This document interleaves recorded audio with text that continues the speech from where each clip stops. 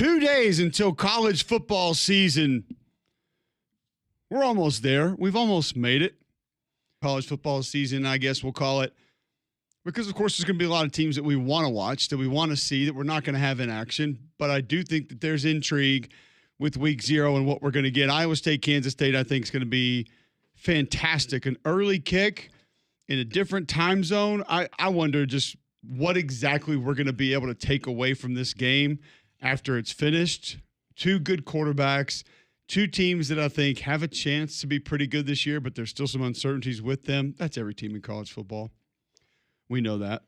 But you're also going to have a full slate with Idaho State and UNLV. Dan Mullen telling us earlier this week that both quarterbacks are going to play for him. Fresno State and Kansas. Kansas, a team, Greg, that's been really quiet this offseason, which is odd because they've made some pretty good noise in the previous few seasons and had some good conversation before the last couple seasons. Maybe not as much before last year. It's calmed down a little bit, but you go look at that roster, and a lot of the guys that we were talking about helping them be pretty good the last few years are going to be playing football in that uniform this year. They could be a dangerous football team this year. Could be. And with the G5 being, I think, pretty wide open, everyone seems to think that it's all Boise, Boise, Boise. I think it could go in a handful of different directions, including UNLV. Ooh, that game next Thursday night, though. I'm just telling you, the team that I don't think people G5 are paying enough attention to is South Florida. South Florida, Memphis, Tulane. South Florida, Memphis, Tulane, Boise, UNLV, and Liberty. Take your pick. Good with any of them, by the way. I like what Memphis has. I'm a little higher on South Florida right now. I think all the things that we've talked about with Tennessee and the uncertainties of, do you have a quarterback that can truly run your system, that can be efficient in your system? South Florida's got that. They got a guy that knows how to do it. Mm-hmm. They can run it. That's been in it. They have skill back.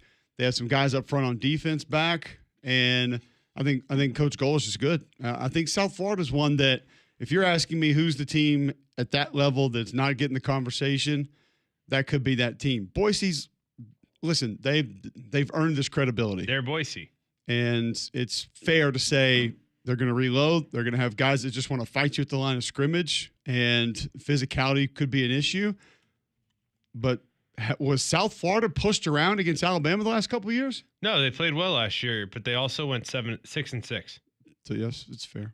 So I mean, my problem with them is, okay, they played Bama well 2 years ago. Last year they were okay, at least early, and gave a couple big plays. They got throttled by Miami. They got throttled by Tulane. They got throttled by Memphis. They got throttled by Navy. Like, they weren't competitive against some of the better teams on their roster, on their schedule, excuse me. Yes, they beat the likes of Tulsa, Charlotte, Florida Atlantic, UAB, Southern Miss, who was terrible last year. Who's probably don't sleep on Southern Miss either, by the way. They beat the teams that were not good, and they rolled them pretty good. I think it's a front-running group. I think they've always been a front-running group. And they might have a couple of games where it's like, wow, all right, flash. And then they'll lay an egg against 2 teams they shouldn't lay an egg. Yeah. So it's going to be a fun day. You'll get that one. You'll get Ohio and Rutgers. You get Lafayette, Bowling Green, East Carolina, NC State. Could you see next them Thursday night? Could you see them beating Boise and then losing the next 2 at Florida and Miami by 100? And then beating South Carolina State only to lose at home to Charlotte. Like, you could see that happening if you're USF. It would not be fair for me to even give you any sort of assumption of what I think Charlotte's going to put on the field this year. I have not taken a dive into that tape. Is Biff Poggi still there? No, he's back at Michigan, I believe. Yeah, he's at Michigan. So yeah, once they made that move, I think I kind of said, all right, the interest has faded a little bit. You're done. Once they lost Demetrius Knight to South Carolina, I gave up on them. Tim Albin is at Charlotte, formerly of Louisville, Ohio. Grayson Loftus, their quarterback, by the way, former Duke QB. He's the Charlotte. So I'm back in the state. Back in locale and geography, going to help them win some games. As someone that lived in Charlotte, I couldn't even tell you the schedule. Hold on a second. You mentioned they open up at Boise, at Florida, at Miami, back to back. South Carolina State, Charlotte, at North Texas, FAU at Memphis, UTSA at Navy, at UAB, and then Rice to close it out. Can we get a home game? They play in Raymond James Stadium. It's barely a home game when they're home. They got a pirate ship, though. Oh, look how Buccaneer. They have 5 home games. That's brutal. I love how Cole introduces South Florida into the G5 conversation, and they'll start 0-3. Mm-hmm. I'll put the over/under win total in their first 3 games at 0.5. What are you taking? I'll take the over. Who they getting? I don't know, but it'll be one of them. Well, tell me this. You really think that Miami with a new quarterback, Florida with a little bit of injury concern, you think they're both going to take that team serious the first 3 weeks of the season? I think after what South Florida did to Alabama a couple years ago, all the G5s, all the P5s have them a little bit on their radar. We'll see how it goes. It'll be interesting. I'm confident in what Alex Golesh is going to have in that team this year. Also, Saturday, Sam Houston at Western Kentucky. That's a 6:00 kick, and then you'll get Stanford at Hawaii at 6:30 CBS or Paramount Plus. Who watches that game on Paramount Plus when it's on CBS? Like, who says, you know what, let's go over to the app instead? I mean, or were you just hanging on the app watching Yellowstone reruns, and all of a sudden you're like, oh, there's Stanford and Hawaii's on. Paw Patrol's on Paramount Plus.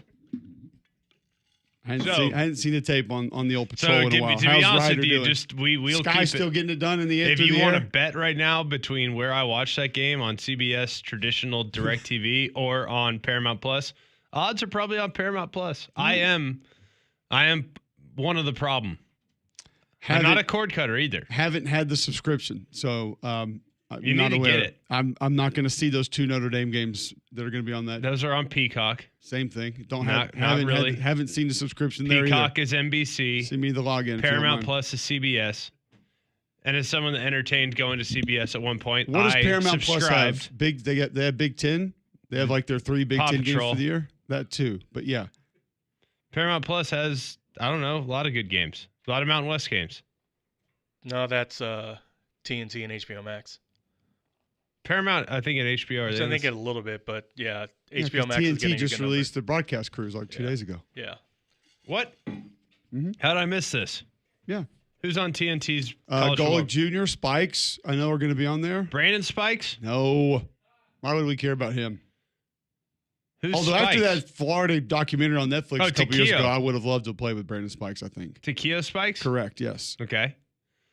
It's only Spikes we care about here. Okay, well, when you say Spikes, like that could be anything. That could be the fullback on the Little Giants. There are 2. There's a Spikes in your era. There's a Spikes in my era, and I don't think we've had any others. So yeah, no, Takeo's going to be on those games, and I can't remember the play-by-play guys. But Golick Jr. is doing analyst work. Mm-hmm. Heck yeah. Yeah, I think they got some guys. When you saw it, you're kind of like, oh, okay, this will be a good little crew there. So we'll see how it goes. Trying to see if I can find the rest of it for you guys. TNT College Football. Where's the graphic that you guys released and 77 people shared that now all of a sudden I can't find? Either way. I have a question for the group before we get to Ryan McGee, who's going to join us. Interesting write-up on Diego Pavia that he has. We'll talk about that. If we're looking at the Southeastern Conference, and I want you to think about this probably through Ryan McGee. We're going to come back and talk about it a little more in depth. Wait a second. Tulane has a beignet chicken slider? Where in their stadium. What? It's like a hot chicken beignet slider. So 2 beignets. Got it. With hot chicken in between. What kind of hot chicken? Chicken like Nashville hot chicken? Yeah, I think it's got like a hot honey on it. Fried chicken, something like that. Intriguing. I'm intrigued. You give me sweet salty combo. You have my attention. I will admit my antenna's up on that. Yeah, that seems like something Cole would be waiting in line for at halftime alongside Gerald Mincy. Depends on the score.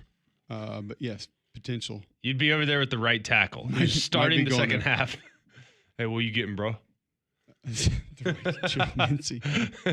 I didn't get that right at first, but yeah, absolutely. I got you. Don't worry.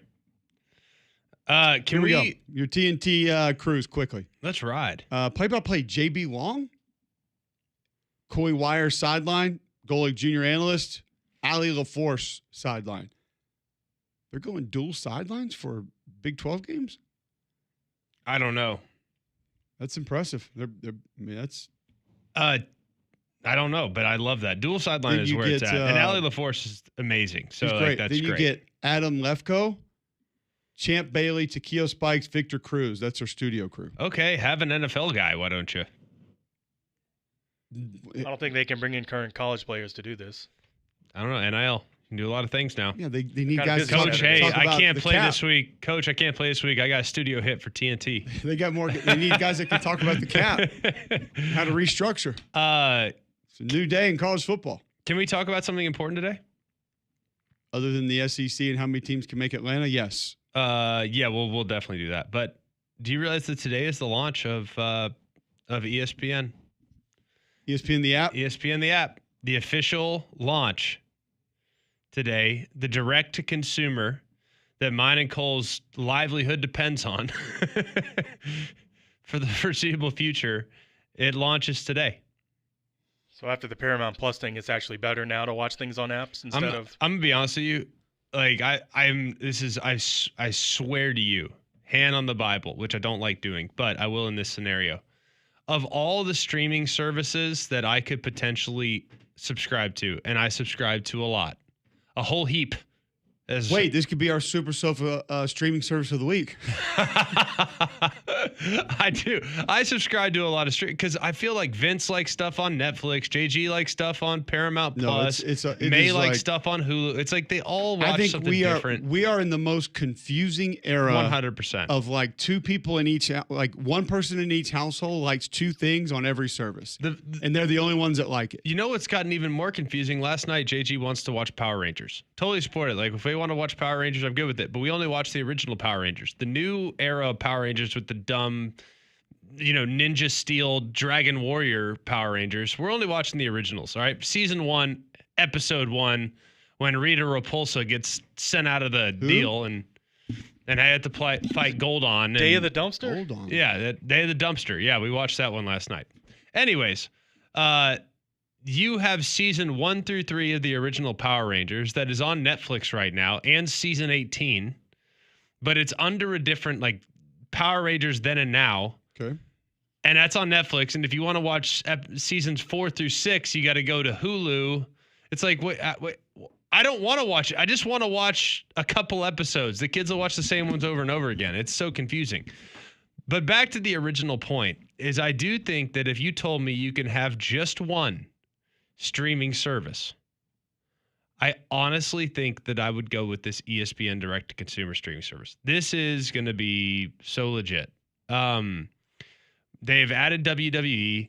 They have full SEC.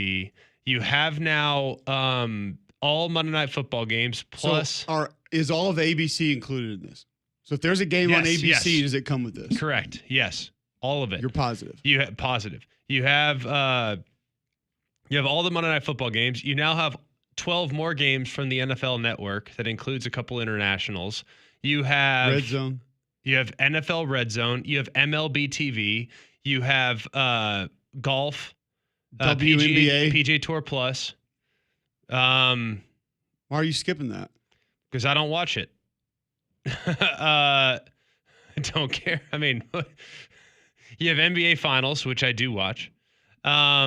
It's like all my favorite stuff is under this umbrella. You also have UFC, which I've enjoyed from time to time in the past. You have all the Disney stuff for the kids. I remember telling you 3 or 4 years ago, because you used to be like I was about 8 or 9 years ago. You used to be a diehard UFC fan.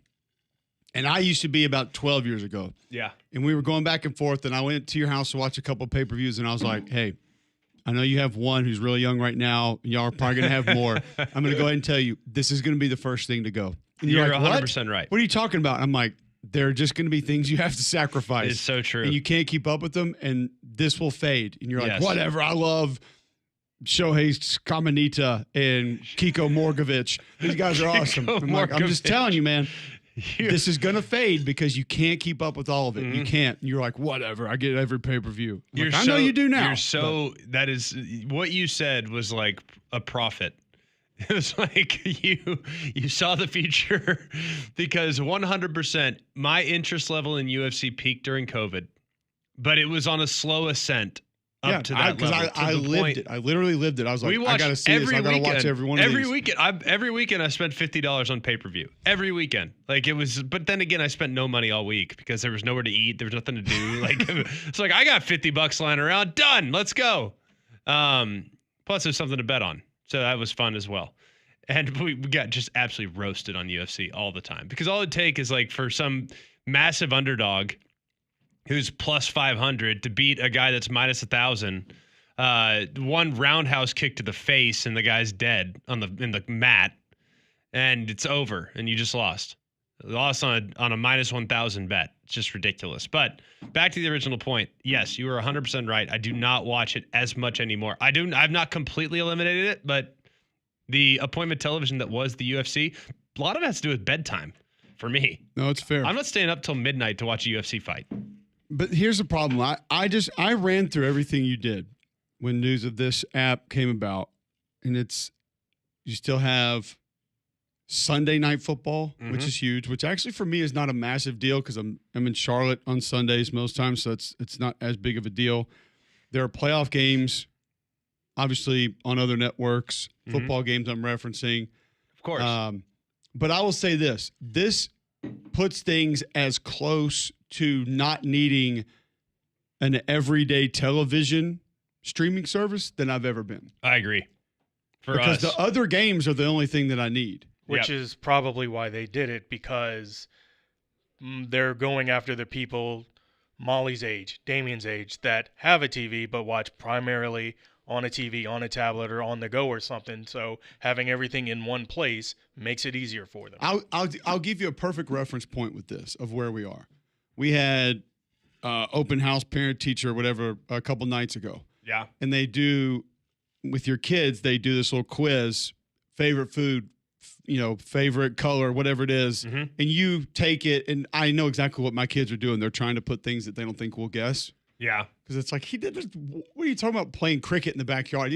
It's not your favorite sport. And one of the things was favorite TV show. And I sat there, looked at my wife, and I was like, I don't even think they have a TV show that they watch. It's all, like, all of the boys watch are Sports and Dude Perfect. That's about it. Yep. Like, there's not, like, shows that they watch. The things that my daughter watches they're all either on the Disney app or something. They're not, like, TV shows anymore. They're all series in, like, lengthy series or, miniature movies, whatever they are. Right. And so I almost couldn't even answer it. Yep. I couldn't tell you the last time my children watched something that was being aired on regular television, not sports. We just don't put it on. I couldn't tell. The last time I put news on was when there was a potential tornado coming through. And I feel like that was months ago. Yeah. It's the only time I put local news on. And I mean, I'm as close right now to saying I do not need a regular television service as I've ever been. And I never thought I'd get there because of games. Now, I will say I cheat because I have the MLB package like through the app. You don't need that anymore. But I can go. We watch. I will say we're not dialed in on baseball a ton. We have baseball on all the time. Yeah. Like my 5-year-old asks every time we're sitting at home, "Is there a game on?" Because he just wants it on in the background. He's a huge Orioles fan and he loves to watch the Orioles. And if they're on during the day, whether it's a 3:30 start, a noon start, we have the Orioles on in the backyard on the porch or inside, whatever. Sometimes he'll be at the counter coloring and he'll want it on my iPad and he'll sit there and watch it. Like he loves watching baseball. So we use that a lot. But how many regular season baseball games are on FS1 or Fox? Like 2 a week? I don't know. Not a lot. It's not a ton. Not compared to when we were growing up. No. And most of the ones on FS1 are at like 9:05 starts. He's not watching those. Yeah. So it is interesting that you bring it up that way because I think this may put me as close to saying I don't need YouTube TV as I've ever been. Yeah. Now I'd have to probably go figure out the over antenna thing again. Get some bunny ears. Put that giant bar up there on the mantle. So that'd be a good look. I remember when I was in Huntsville by myself, I had that huge thing. Mm-hmm. The antenna was like a ski, basically.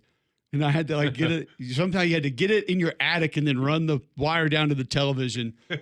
Now they have the little flat things. I have like 7 of them at my house. We use none of them. That's it? I'm just, we need that one. We got to get this one. We don't use any of them. Yeah. So, but yeah, it is going to be interesting how many people we talk to that say, I don't do the regular TV anymore because I have everything I need, like you said, from this ESPN app. I think this thing, and we don't need Plus anymore if we get this, right? You can get the Fox bundle with it. Do we still need to pay for Plus? This is Plus.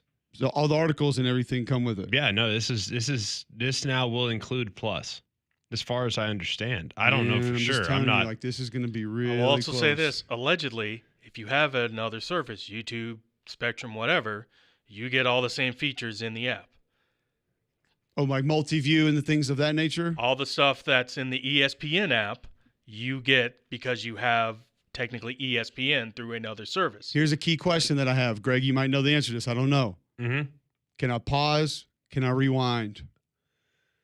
I'm sure, but I don't know. And can you record? I would imagine yes. I don't think you can record. No, you probably not. can't record, but you have streaming available at all times, unless you try to download it. But I'm just saying, like if we get Packers Giants and I can't watch the beginning, can I record it and then start it from the beginning when I go? From the beginning right now. Like that's what you can do on MLB TV. Like when you click that game, you can go to watch live or you can start from the beginning. Yeah, but like the games I watch on the MLB app, like I can go back 30 seconds and I can pause it. I would imagine you can probably do that. That don't see to how me you can would have a be an sports app and not oversight. be able to do that. That would be an oversight if you can't. Well, the app's available. Log on and check it out. I mean, this is as I've only been up excited for like as 4 I've been. hours. So, I mean, This give me a minute. This really is as excited as I've been for like an app launch ever. Like more than Disney Plus, which was probably number 2. I was pretty excited about Disney Plus because I was just curious to see like what was going to be on it. And I guess I just underestimated how many pieces of content Disney's produced in 100 years. Like, I mean, every movie I watched as a child was available immediately. Like, that's kind of crazy. And with young kids, it's like, this is going to be incredible. Well, and some of the add-on stuff too, Muppets and whatnot. Oh, that yeah. you wouldn't have Star normally Wars, thought was going to be there. Now it's there. I will say in my house, if I had to guess, we use that app more than any other app, not YouTube TV. Probably. Because I put YouTube TV on still again, like if it's random golf, if it's sometimes I just try to go put live sports on because we're not watching, Destinies of Zombies or whatever, even on like kids channels. We do have there's a zombie show. Oh, trust me, we've watched it. What's it called? Not Armageddon's, Descendants Zombies, something that the 10-year-old is into right now. And I'm like, can we just? We've seen that. Is it where the guys have like green hair? Yes. Yeah, we've seen that. We've had that one on in the show. They're coming to Birmingham on September 11th, by the way. Man, can't wait to be there for that. I might have to skip that one, but we did get the request yesterday. Hey, Disney on Ice on November 2nd. We going? I'm like, oh boy. Let me get free tickets, and then I might. All right, so when we come back, Ryan McGee, interesting write-up on Diego Pavia. Does he think Vanderbilt stays close to where they were a year ago, moves forward, and talk rest of the SEC? Here's the question I want you guys thinking about those we move forward. How many teams could possibly end up in Atlanta? Not that you're predicting, but just you could see a path for them ending up in Atlanta. The better question might be, how many would you definitively remove from that conversation? Would you say there is no way they end up in the SEC championship game? We'll discuss that throughout the course of the day. Ryan McGee with us next right here on Jox.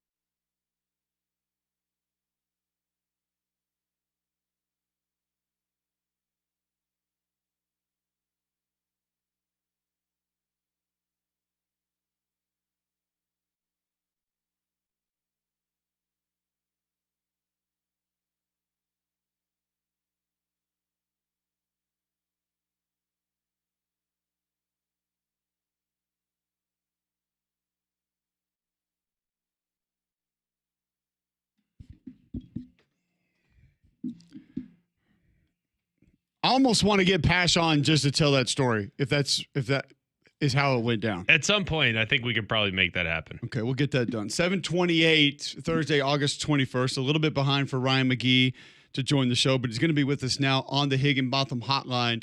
Ryan, I've told a few people, one of my biggest surprises at SEC Media Days, and there were a lot of things that were discussed that people didn't know or didn't think was real or weren't really given proper respect, was I feel like every time I did an interview with somebody that when we looked around and talked about Vanderbilt, they immediately sort of brushed them to the side and said, yeah, but that's they're back to, and like, I mean, I talked to Jordan Rogers about him yesterday. He's like, look at the offensive production down the stretch. Like, I don't think it's going to be that great. I don't think they're going anywhere. I definitely don't think they go backwards. You have an interesting write-up on Diego Pavia here recently. What's your true expectation for the Commodores this season? Well, I mean, if honestly, and I appreciate you mentioning the story, and good morning, boys. And, to hear him talk, they're going to win 12 games and go to the playoff, and he's going to win the Heisman. I don't think that's probably how that's going to go down. But I think that if the college football tooth fairy came to them right now and they said, you guys can win 7 games and win another bowl game, and you can pull off an upset that's going to get everybody's attention, and at least listen, Vanderbilt's goal is to be in the conversation. Like, let's just have people talking about you, because I think where that mentality comes from is, really honestly, since the 1930s, you just don't talk about them. And if they have a nice season, great. But but just be in the conversation weekly. And they were a year ago, whether they were winning and losing, and it was because of that quarterback and because of that Alabama game. And so, yeah, if they have a chance to win, they won 6 a year ago, 7 years. If they have a chance to win 2 more than that, take that right now and go straight to December. When you look at Diego Pavia's mindset coming into this year, it's so over the top. It almost feels fraudulent. I'm not trying to be like negative. It just feels like a lot. Last year it was like kind of fun. Now it's like, all right, it's taking it maybe a step too far. In your interaction with him, what kind of vibe did you get from him about his approach to this upcoming season? Well, he believes it, and he's always been like this. Like that's the thing that I took away is that sometimes guys start feeling it, and sometimes he's the biggest story in college football, and we're effing getting turned and all that stuff after the Alabama game. He's just like that all the time. And when I talked to his family, he was like that when he was 6. And one of the main reasons that the reason he was not recruited by New Mexico, even though he grew up in Albuquerque and, had an undefeated season as a senior and nearly won a state championship, they wouldn't even give him a look because they said he was too cocky. So this is just how this dude has always been. And so it doesn't surprise anyone that knows him. But what's interesting is that people are getting a little tired of it. A year ago it was great. And then, he told me on SEC Media Days. He was very vocal at SEC Media Days, and he's been on the podcast tour hard, especially all the Nashville podcasts recently. And then, he was kind of popping off on the Netflix show. And so what's interesting is I think if I had written this story, a year ago, and a lot of writers wrote about him right after the Alabama game, the reaction was, this guy's awesome. When I wrote about him, 2 days ago, a lot of the reaction was, okay, I'm sick of this guy. And so I think he's peaked in a lot of people's minds, and I think some people are going to be rooting against him, or, hey, Vanderbilt, shut up and go get back in the corner. But I also believe in Clark Lee. Like I think it's interesting talking to him about how he's changed his mentality. Because you guys remember his first SEC Media Days, he sat there and said, we can compete for a national championship. And literally people started laughing in the room. And that year they won their first 2 and then didn't win again the rest of the year. And so he has also kind of figured out, all right, this is what this job is, and this is what we have to do. And, the reality too is they're actually, for the first time since, the 80s, they're improving their facilities. I mean, they're slowly getting there, and Pavia has just kind of gotten them in that conversation a little quicker than they wanted to expect it to be. Here's where I went with it, Ryan, and not that you really care what I think at all, but last week we were talking about this, and I'm not sick of him. I'm not really annoyed by it, but I do feel like it's becoming a bit of an act. And when it becomes an act and people react to it the way that you said some others are, it then becomes a distraction to your football team because people don't view it as real. And then people are talking about it in different ways, and that becomes a conversation piece around the facility. And I told Greg, I said, when you start to become a distraction, that's when we have a problem. You can think you're as good as you want. You can talk about your goals. The one thing you can't do is tell me that the standard is a national championship when that's never happened. That's actually not the standard. To create the standard, you have to go do it, and then it can become the standard. So the distraction portion was what I'm concerned about. And let's be honest, when has Vanderbilt ever had to worry about that? I mean, the one D lineman that said, watch out Alabama or whatever, the year they lost by 55 the next week. I mean, that's the only one I can even recall. Yeah, I go back to old school when I think it was my junior or senior year when I was a student at Tennessee, and Jerry DiNardo took over the job at Vanderbilt, and they had won like 5 games. And if they beat Tennessee, they're going to go to a bowl game for the first time since whenever. And that's when DiNardo refused to say Tennessee. He just say the school in Knoxville or whatever. They took out billboards. The rivalry begins now. And I think the final score was 55-0. And so, and Vanderbilt did not win the game. And so there's only a couple times in the history of the program. But listen, if they win games, you guys know no one's going to care. Like no one's going, oh, well, you know what? He's pretty good. But if they start the year off 0-5, now all of a sudden, everybody's pointing fingers. But it actually becomes more of a distraction then, if that's the case, because people go back to what you said prior. You're not even saying it now, and then you start having to talk about things you said a month ago, and that's even worse. Yeah, it's going to be interesting to watch because, he played for Jerry Kill and Tim Beck at New Mexico State, which is why he's there. He's got like a half a dozen teammates from New Mexico State, in the locker room with him. There's people that know who he is, and they know how to live with it, and they know how to compartmentalize it and all that. But there's also, 80 other guys in the locker room. So it will be very interesting to watch, but it won't be boring. That's the thing. Vanderbilt's always boring. Farthest thing from boring. They ain't boring right now. And so I think if you're Vanderbilt, you'll take not being boring over which you've been for the most part of the last century. Well, the coolest thing Clark Lee told us at Media Days, and maybe I have a little bit more of a behind-the-scenes take on this, having talked to Clark a couple of times last year, having his games, and how he sort of readjusted to how he handles and manages his team, was he's like, listen, I need Diego to be Diego. Yep. But I want to help him be better and not become a distraction and maybe not say things all the time that he doesn't have to. But I still need that guy with the chip on his shoulder. Mm-hmm. I still need that guy that essentially hates everybody he's competing against, because that's when he goes out and plays his best. I got to have that guy. So it's an interesting conundrum of we want the talker, we want the chip on his shoulder, but it just doesn't always have to be in front of a microphone. Yeah, no, it's a great point. And I don't think it's a long psychological walk to, when the three of us have the opportunity to talk to some of the most accomplished people in the world. From Nick Saban to Rick Hendrick to, give me all these super successful people that I deal with, and they all talk about they have a recurring dream of they're at work and everything is going great, and then all of a sudden all the people from their hometown show up and go, the jig is up, you're an imposter, and they take everything away. And I think there's that in the back of Diego Pavia's mind, because if you know how he grew up and you know where he came from, and he's proud of that, but he also is constantly trying to make sure he never has to go back to that. And so I think a lot of times, guys like that will talk because there's always that little fear in the back of your mind that, man, I don't want to go back to where I came from. And, Nick Saban's talked about that, where he grew up in West Virginia, where he loves, but he don't want to go back there.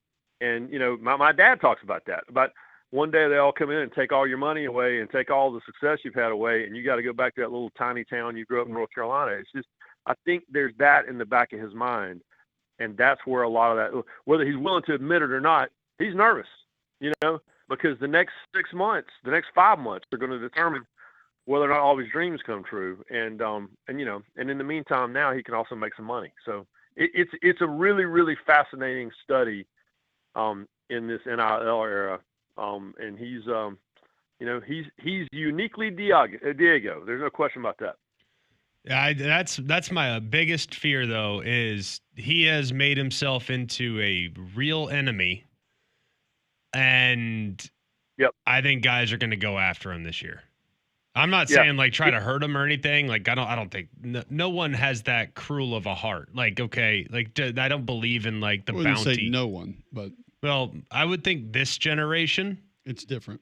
Not really.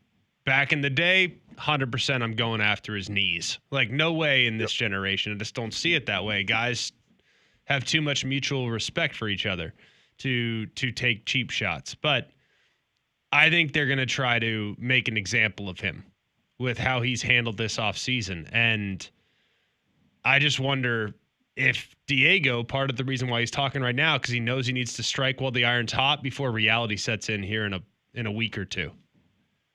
Well, he'll be in Tuscaloosa October 4th, and they're still a little mad at him down there, and so be careful. And they could be 4-1 going into that game. So it's going to be that game might be everything he always dreamed of, and then it might not be the dream that he expected to have when he gets down there. But we'll see. That's why they play the games, boys. It's true. Ryan, there's some interesting stuff. I know Pete Thamel had a write-up on Austin Simmons recently. You guys have a little bit more of a backseat view, discussion points with coaches, players at SEC Media Days. What were your thoughts on he and Ole Miss entering Atlanta? And since then, how has that opinion changed of maybe what he will be or that football team will be this season? I think I've spent a lot of time in Oxford this year because we're working on a project that'll drop, in the middle of September. We've been doing with Ole Miss. I have, and it's an interesting time because, I think the rest of us have big questions. But if you're in the building down there, I feel like every 2 years this is the conversation, and every 2 years, by the end of that year, we're talking about, Lane and this quarterback, gosh, they just can't. They just read each other's minds. And so there doesn't seem to be a lot of concern. I think that kind of talking about Vanderbilt, what you want to do is you want to build the foundation. All right, this is the minimum of what we're going to do every year. So can we use this as a launching pad to get to the next level? And they feel like they've built it down there. And I don't know if there was any. Ole Miss is a fascinating place to me because there's all this history and all this tradition, and we talk about all these things, and the Grove is the Grove and all that. And then you go stand in the stadium, and you look up on the Ring of Honor or whatever, and they got a co-divisional championship under David Cutcliffe, and that's kind of it from the last 30 years. That is really it since Archie was there. And so I feel like they finally feel like they have this foundation built that they can use as a launching pad while they've had the greatest 5-year stretch in the history of the program. So I don't think they're worried. I really don't. And I believe it from them as opposed to them trying to sell it to me, because they're not trying to sell it to you down there. They're just assuming that you know what they know, which is they're fine. So I'm going to ask you this question that we're going to have a discussion on for a lot of the show today.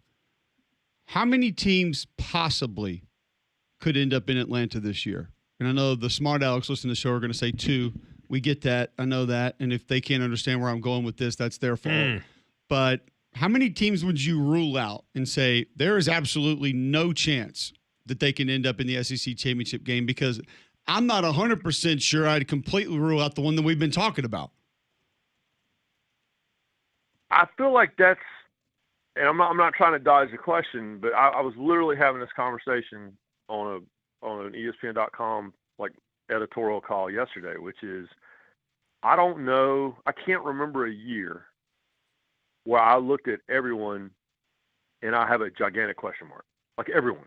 The Ole Miss Texas game, or excuse me, the Ohio State Texas game is massive and giant and all that, but Arch Manning's thrown less than 100 collegiate passes. I believe he could be really, really good, but I don't know that.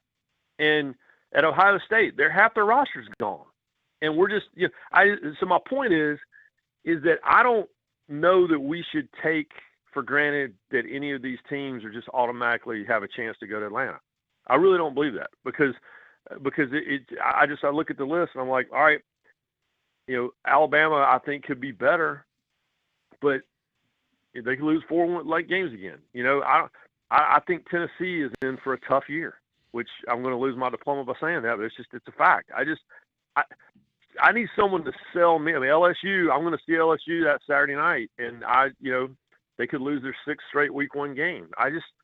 I look at everyone, and I think the question is, who do we think are those automatic? Yeah, well, they're automatic contenders for Atlanta. I don't know that I have the answer to that, because I'm not 100% sold on anyone right now.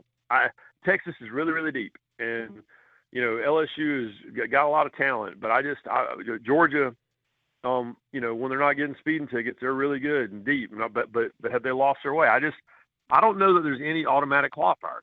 I really don't. Are you ruling Vanderbilt out of that? Yes.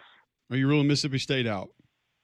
Yes. You ruling Arkansas out? Yes. Okay. I don't think there'll be another one. Maybe Ole Miss. Some people. I think Ole Miss has got a chance. I think Ole Miss has a chance to at least. Like, yeah, I think after those, it's going to be tough for any of us to say, yeah, they're completely out of it. I'm not. I don't know that Kentucky. I don't think Kentucky's an Atlanta team. That's a fair one. Yeah, that's Greg and I have said Kentucky. We have no idea. Like, well, we don't know what to expect. We don't know how it's going to go. We can't put our finger on what that's going to be like. So, to me, the encapsulation of the whole thing is Florida, because I think Florida, they could win 6 games or they could win 11. Honestly, and I feel that way about. I don't think that Texas is in any. They're only win only 6 games, but I just think I have gigantic question marks, like serious, at least one giant serious question mark about every team in the conference. But yeah, the bottom half, I don't think Oklahoma can get to Atlanta.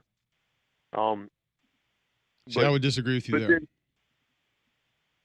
Yeah, I don't know. I like Brent enough that I wish that they would be there, but I don't think they get Atlanta.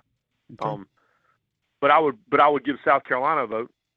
For sure. I think they could. Yeah, absolutely. So yeah, but I think that's why we have the chance for a run from the middle, from a South Carolina, from somebody like that. But because I don't know if the top, though they are talented, I still have these big ironclad question marks. And to me, that starts with Arch Manning. Ryan, always appreciate it, man. Great stuff. Thanks for the time. Look forward to catching up with you again soon. Yeah, go pack a bag, boys. It's time to go. Almost. We're there. Appreciate it. Ryan McGee joining us on the Higginbotham Hotline. Some great write-ups on SEC football players at ESPN.com. You can go catch those there. Don't forget about our friends at Train. Don't let the heat and humidity affect your home and family. Keep them comfortable with an affordable Train cooling system. They've been recognized as America's most trusted brand in 11 consecutive years. They're the official cooling partner here at Jox. Find a comfort specialist near you at Train.com. It's hard to stop a train. We finished that conversation on who can make it to Atlanta. Who do we rule out from making it to Atlanta? 800-239-9569. Tweet in at Mac and Cube. More next on Jox.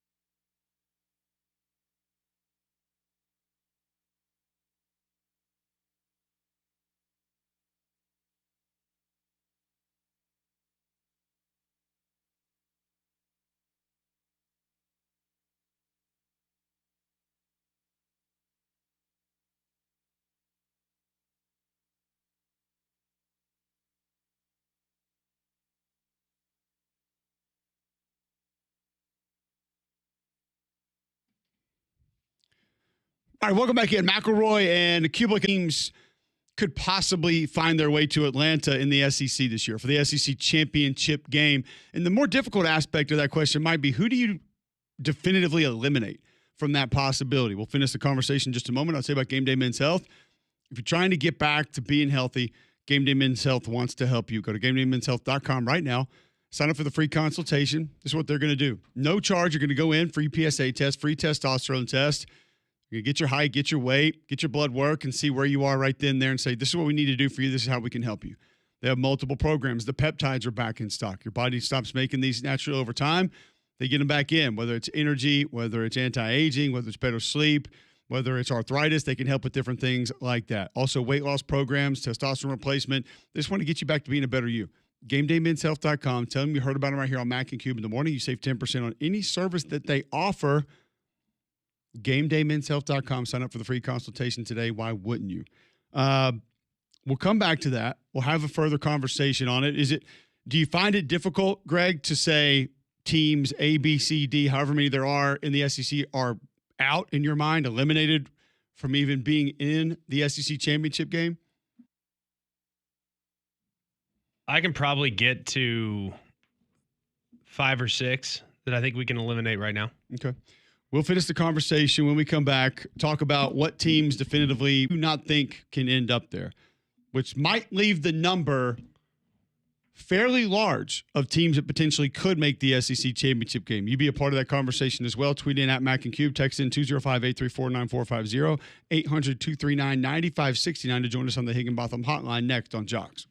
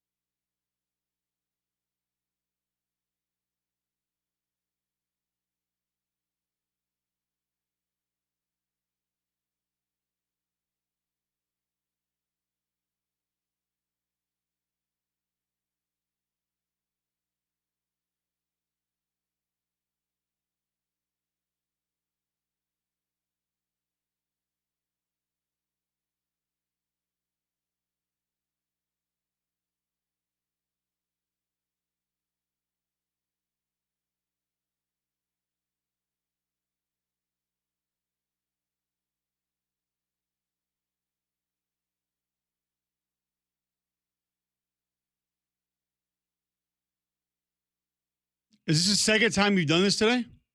What? Play good music? It wouldn't have been stuck in my head if I wouldn't have heard it earlier. Are you playing this for the second time today? No. I'm playing it to get it out of your head. That doesn't work that way. Could. It's going to be more problematic now. You have what we call in our house crazy brain right now. Sounds like This the real song world does it counseling to you.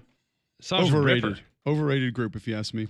Matchbox rips. Bromberg's is not overrated. Nope, they're terrific. They're the only place I've gone to buy beautiful jewelry since we moved back. It's been amazing. Now 8-9 years we've been going to have the experience that we've had in Bromberg's, and honestly, it gets better every time we go. The best part is they're actually getting ready to upgrade and renovate the new Mountain Brook store. So you're going to have an even more elevated experience than you had beforehand. But the jewelry remains the same. It's still open. It's still amazing. They will do amazing things for you with their sales staff. So knowledgeable, priceless, one-of-a-kind jewelry, natural diamonds, gold, silver, platinum, you name it, they got it. Rings, bracelets, earrings, necklaces, they have it all. They also have a great selection of tremendous watches as well. So go and check them out. It's Bromberg's in Mountain Brook Village and at the Summit. All right, next hour, we will continue that conversation on how many SEC teams can possibly get to Atlanta. How many do you rule out that you would say right now just definitively cannot be in the SEC championship game? I think it's going to be a pretty big number when you start to go down and look at it and say, yeah, I could see them ending up there. I think that's feasible. I think it's possible. So we'll have the conversation. When we come back, though, Matt Shodell covers the Miami Hurricanes. The buzz is getting loud about Carson Beck in Miami and how they're looking so far in fall camp. We'll get more answers on it right after this here on Jox.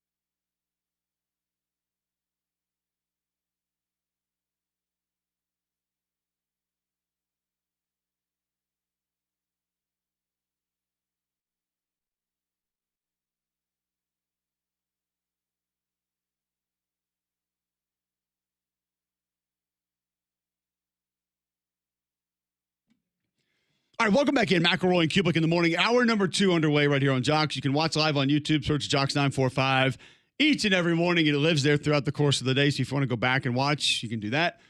JoxFM.com. The Jox app. Search WJOX in your app store.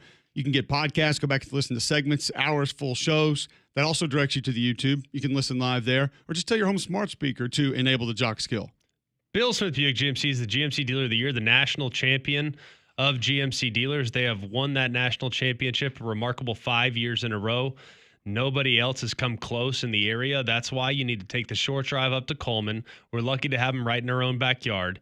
You'll understand the second you walk on the lot why they've won the Dealer of the Year award. Andy Cole and Jonathan Yeager go above and beyond to make sure that you have the experience that you deserve when shopping at Bill Smith. You can get a GMC Sierra 1500 SLT trim, get it $14,000 off the sticker, which is nearly 25% off when you look at the numbers. You can get it for just around $53,000. You can also get a Buick Encore GX for a lot of money off as well, $5,000 off to get it under $25,000. It's an economical, sporty SUV. So highly recommend taking the short drive up to Coleman. You'll be glad you did. You can also shop online, have it delivered right to your driveway at BillSmithBuickGMC.com. All right, let's talk a little outside the SEC college football. Matt Higginbotham hotline to discuss the Miami Hurricanes. Matt, we're not there. We're not watching practice. We don't talk to people that are there every day, but it feels like the buzz on Carson Beck has been growing and growing the last 2 weeks, that maybe ahead of schedule, maybe doing some expected. What's the buzz that you're gathering from just how he's fitting in with this Miami football team and this Miami offense? Yeah, well, first of all, I guess Miami's doing something right to have garnered interest from a show in Alabama.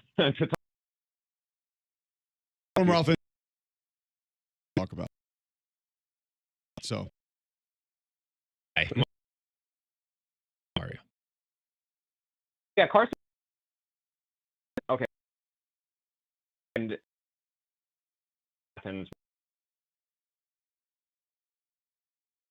problems. A lot of outside program and a different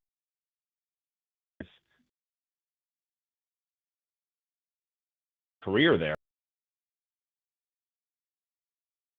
Nerdy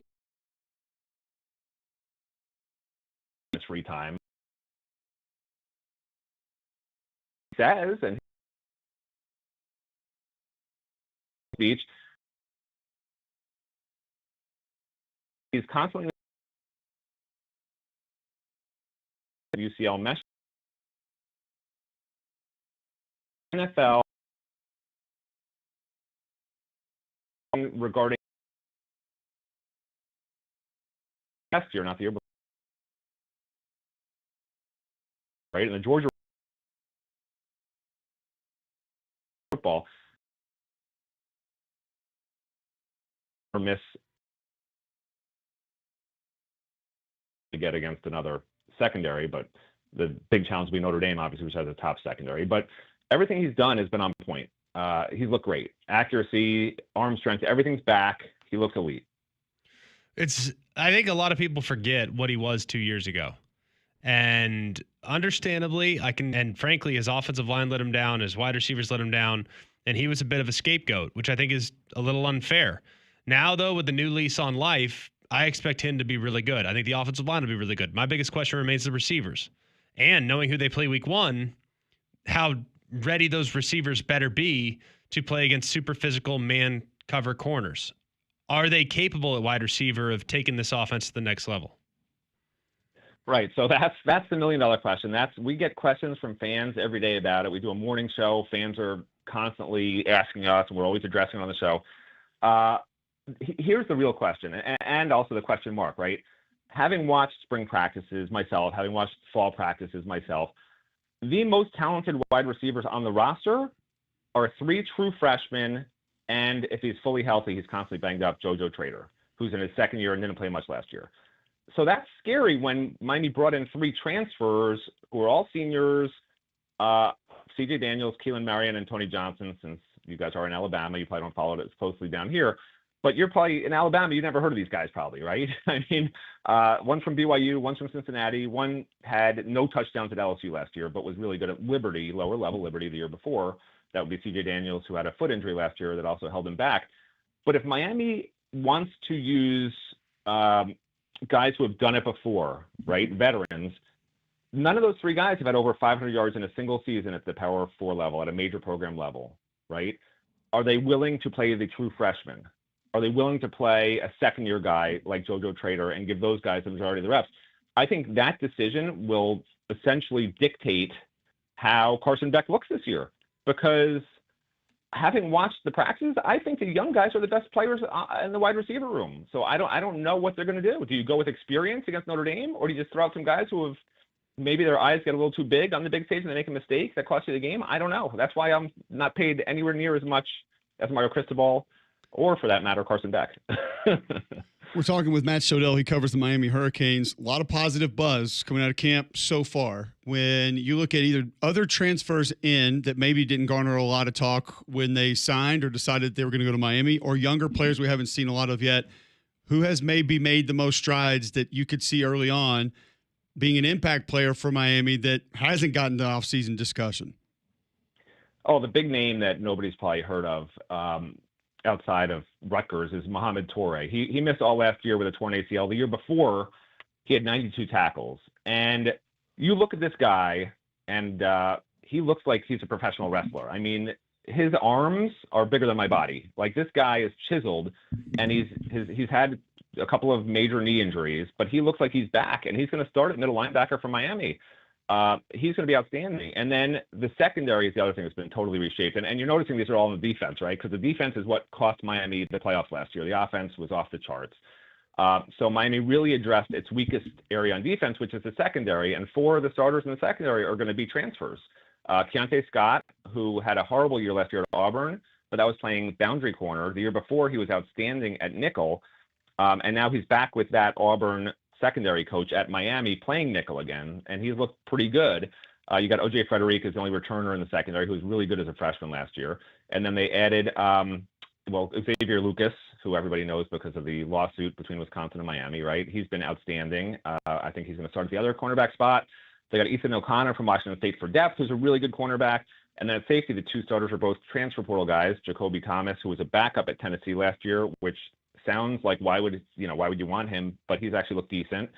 And Zechariah Poyser, who started as a redshirt freshman last year at Jacksonville State, and again you'd say, well, why would you want him? But he looked really good. So again, this is in practices, and this is against the Miami wide receiver core that isn't perhaps great, could be great, but we don't know. So with so many transfers on the defensive side, I don't think they can be any worse than last year when it was pretty bad. But the question is, how elite can this defense be? Is it going to be an average defense or a great defense? Because it could honestly be either or even a little bit below average. We have to wait and find out. What about just the defensive coordinator? And while I like Lance Guidry, I think Lance Guidry tried to do a little too much from time to time last year. And the year before, frankly, just kind of watching them just aggressively blitz for no reason. With Heatherman, I feel like they're going to be much more sound. It's going to let the players play. We're not going to see as much aggressiveness, not as much, I don't want to say like ego, but it's like I felt like Guidry had an ego. It's like I want to hurt people with my blitz packages. I think Heatherman will have some more patience when it comes to the defensive plan. So how will the scheme help the players? Yeah, and I like Lance Guidry as a person, but he became a 4-letter word in Miami by the end of last season, unfortunately. The scheme is the same. It's still a 4-2-5, and it's still an attacking 4-2-5. The issue Lance Guidry had, and partially it was his fault, obviously, because it always comes back to the coaches, but he did not have defensive backs who were any good. And his whole scheme was predicated on having cornerbacks that can cover one-on-one to, like you said, allow him to blitz every single down. And he never really adjusted when other teams just were lighting up the secondary for 4, 5, 6 explosive plays through the air per game, which costs you games, obviously.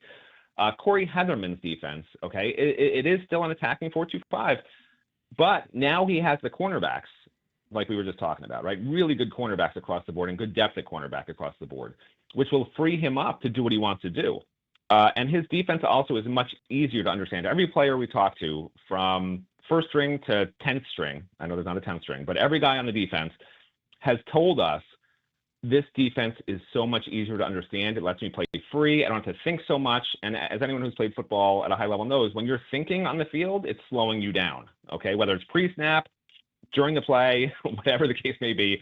And for those of you that watched a lot of Miami games last year, which maybe your listeners didn't, there were a lot of times where you would literally see linebackers looking to the sideline with their arms raised up, looking for the call as the ball is being snapped or just before the ball is being snapped. That will not be happening this year. You will not be seeing linebackers trying to cover slot receivers. You will not see defensive ends trying to cover, fast X's and Z's and Y's. This is going to be a much more, like you said, sound defense, but it still will be, I think, heavy on the blitzing because he can trust his cornerbacks. And if the cornerbacks don't work out, then unlike what happened last year, I'm sure he will adjust, help over the top from the safeties, figure out how to stop the run from there, all that chess game stuff. We're visiting with Matt Sodell. He covers the Miami Hurricanes. And you mentioned last year, Matt. I want to ask you about a guy that was there last year, not going to be there this year since we are in the state of Alabama. Isaiah Horton has a lot of positive buzz for what he could potentially be for the Crimson Tide this fall. What would you say to Alabama fans that they should expect to get from this young man that has played for the Hurricanes? First of all, Miami tried desperately to keep Isaiah Horton. I mean, they threw everything at him that they could to try and entice him to stay. I mean, they were desperate to get him to stay because they viewed him as a future star. Now that he's at Alabama, I'm sure he's going to be terrible, right? Isn't that what happens, right? You go to a different program, you're terrible, or that's when you leave your program, you're not good. That's just how it goes. Miami fans say he's no good anymore. No, I think Horton's an outstanding talent. Tall, rangy, great hands, makes tough catches, athletic. He's one of these big physical NFL level receivers. At Miami, he was special, and they certainly could have used him at Miami this year. And you guys got a good one. What about Jaden Harris and Josh Horton, safety D linemen that have both ended up at Georgia? Would you anticipate them being real players for Kirby Smart? All right, let's start with Josh Horton. Josh is an incredible athletic talent. Incredible, okay? Quick, big, strong, like everything you want, all those NFL intangibles you want in a defensive tackle. He always had injury problems at Miami, right? And he just never sort of has found his way. If he can be injury-free, if he can be back to what he was, then yeah, he can be an impact player. Jaden Harris is one of the fastest flat-out speed guys you'll ever see at safety. But for some reason at Miami last year, he played like he was at half speed, took bad angles, could not track the ball well in the air, struggled in run support, had all kinds of problems. Just to be honest, like Miami fans aren't like touting over either of them like they are over Isaiah Horton, that's for sure. Gotcha. Matt, great stuff, man. Good updates on the Hurricanes and some players that are leaving the Hurricanes. It sounds like a lot of positive vibes from Mario Cristobal's team right now. We appreciate you sharing those with us and hope to catch up with you soon. Sure thing. Anytime. There you go. Matt Sodell joining us on the Higginbotham Hotline, talking to Miami Hurricanes. So he referenced that secondary multiple times, G-Mac. And so you address that. You go to Arizona and get Emmanuel in and potentially play some safety. You go to Michigan State. You get Charles Brantley to potentially come in and play some corner. They addressed the bodies at least out of the portal. Now, I don't know if Xavier Lucas is going to come in and be a lockdown corner for him from Wisconsin, and he can sort of be that guy. But they have at least gone out and gotten the bodies of which it sounded like Matt telling us we're not capable enough last year, and the defense will alter some to potentially help. So if that portion gets repaired defensively and it's not as egregious by nature and how it's called this year, can that defense take a couple of big steps, take a few leaps? Yes, because if you look at what they have up front, they have guys that can crush you. I mean, Ruben Bain is a guy that was a little banged up last year. He's a good player. But he can go off the edge defensively. So if they have some guys that can create their own shot, there's no need to get too deep in the weeds with your blitz packages. Just rush 4, cover down on the back end, and see if Bain can get home. And they have more than just him, by the way. They got a couple guys on the interior and a couple guys on the exterior that are also solid from a depth standpoint. So I think Miami is a playoff team. I really do. I think they're that good. I would not at all be surprised if they beat Notre Dame week 1. I think that's a toss-up game. And I think if Carson Beck can return to becoming the Carson Beck that he was last year, they're going to be in a great spot to make a move. I really believe that. All right, that's a little bit of a Miami Hurricanes outside of the SEC update. We'll give you some more updates around the SEC and get back to our conversation we were having last hour of how many teams possibly could end up in the SEC championship game. That's next right here on Jox.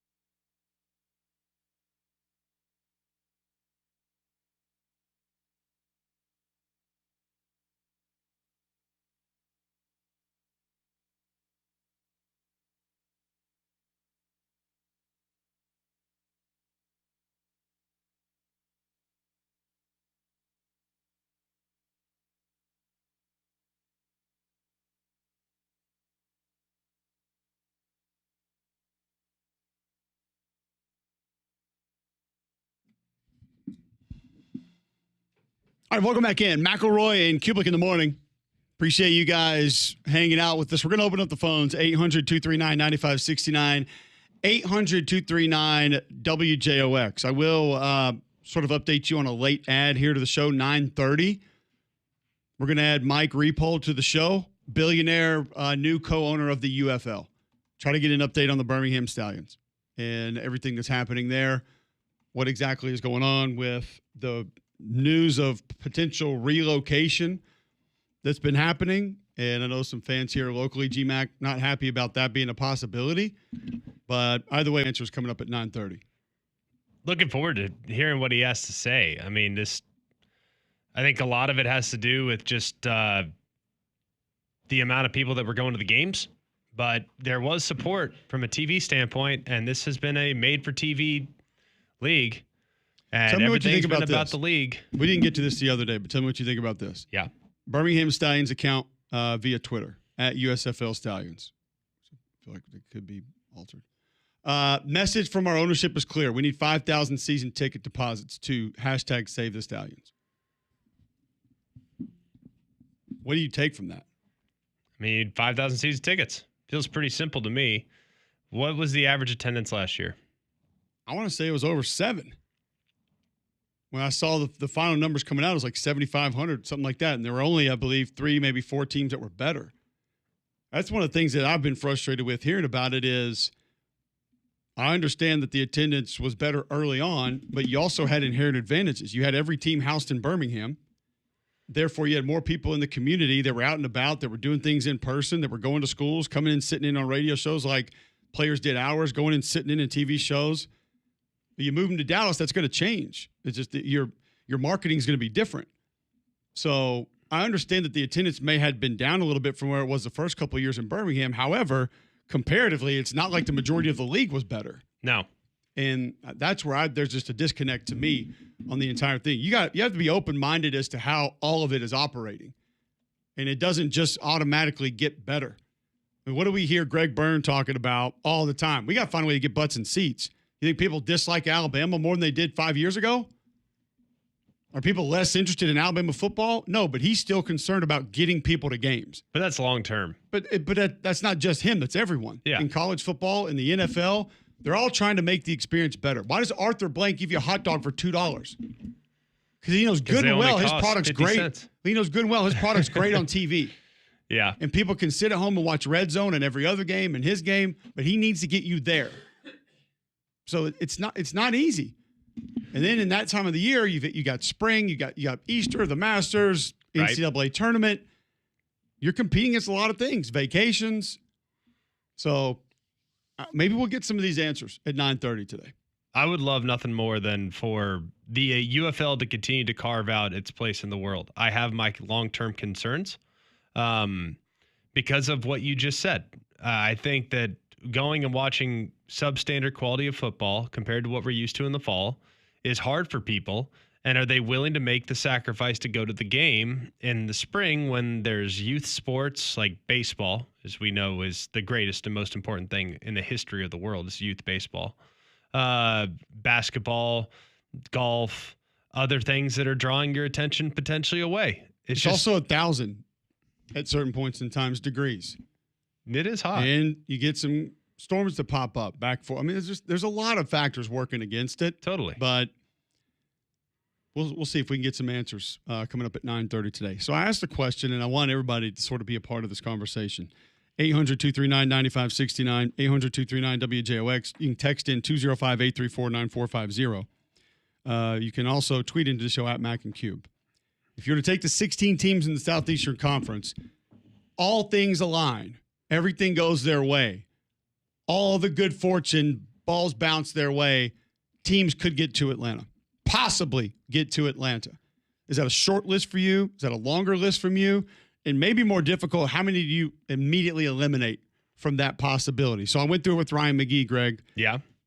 Mississippi State, most people are going to eliminate them from contention of getting to Atlanta in the SEC championship game. Yes. You would agree with that? Yes, okay. we're good. Arkansas? Yes, you can eliminate them. I still think it's at least a fun conversation to say if these receivers are pretty good and the O-line holds up, Taylor Green takes a step, Bobby Petrino, OC. What do they have on defense? Super long shot.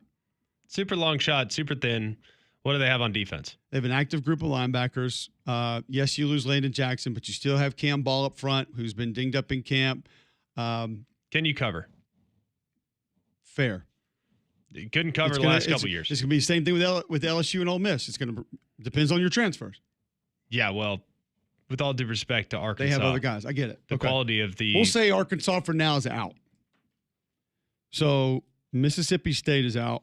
Arkansas is out. Is Kentucky out? Yes. Kentucky's out. Okay. Is Vanderbilt out? Literally no chance it can happen. None. You say out. Out. John, do you have Vanderbilt out of any feasible possibility making the SEC championship game? I would have them included in the list. I wouldn't say that they're out. There is a conceivable possibility that, yeah, they can be one of the 2 best teams, yes. It's kind of hard for me to say that there's no shot. I realize it is a mega long shot. It is way out there. But it's kind of tough for me to say that there's just no way.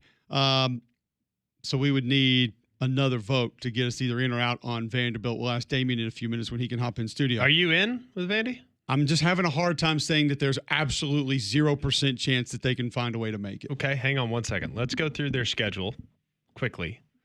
And now, listen, figure if out, we're doing this, hang on. It's going to be a lot of and, ifs, ors, and buts. Yes, that's what we do in the preseason.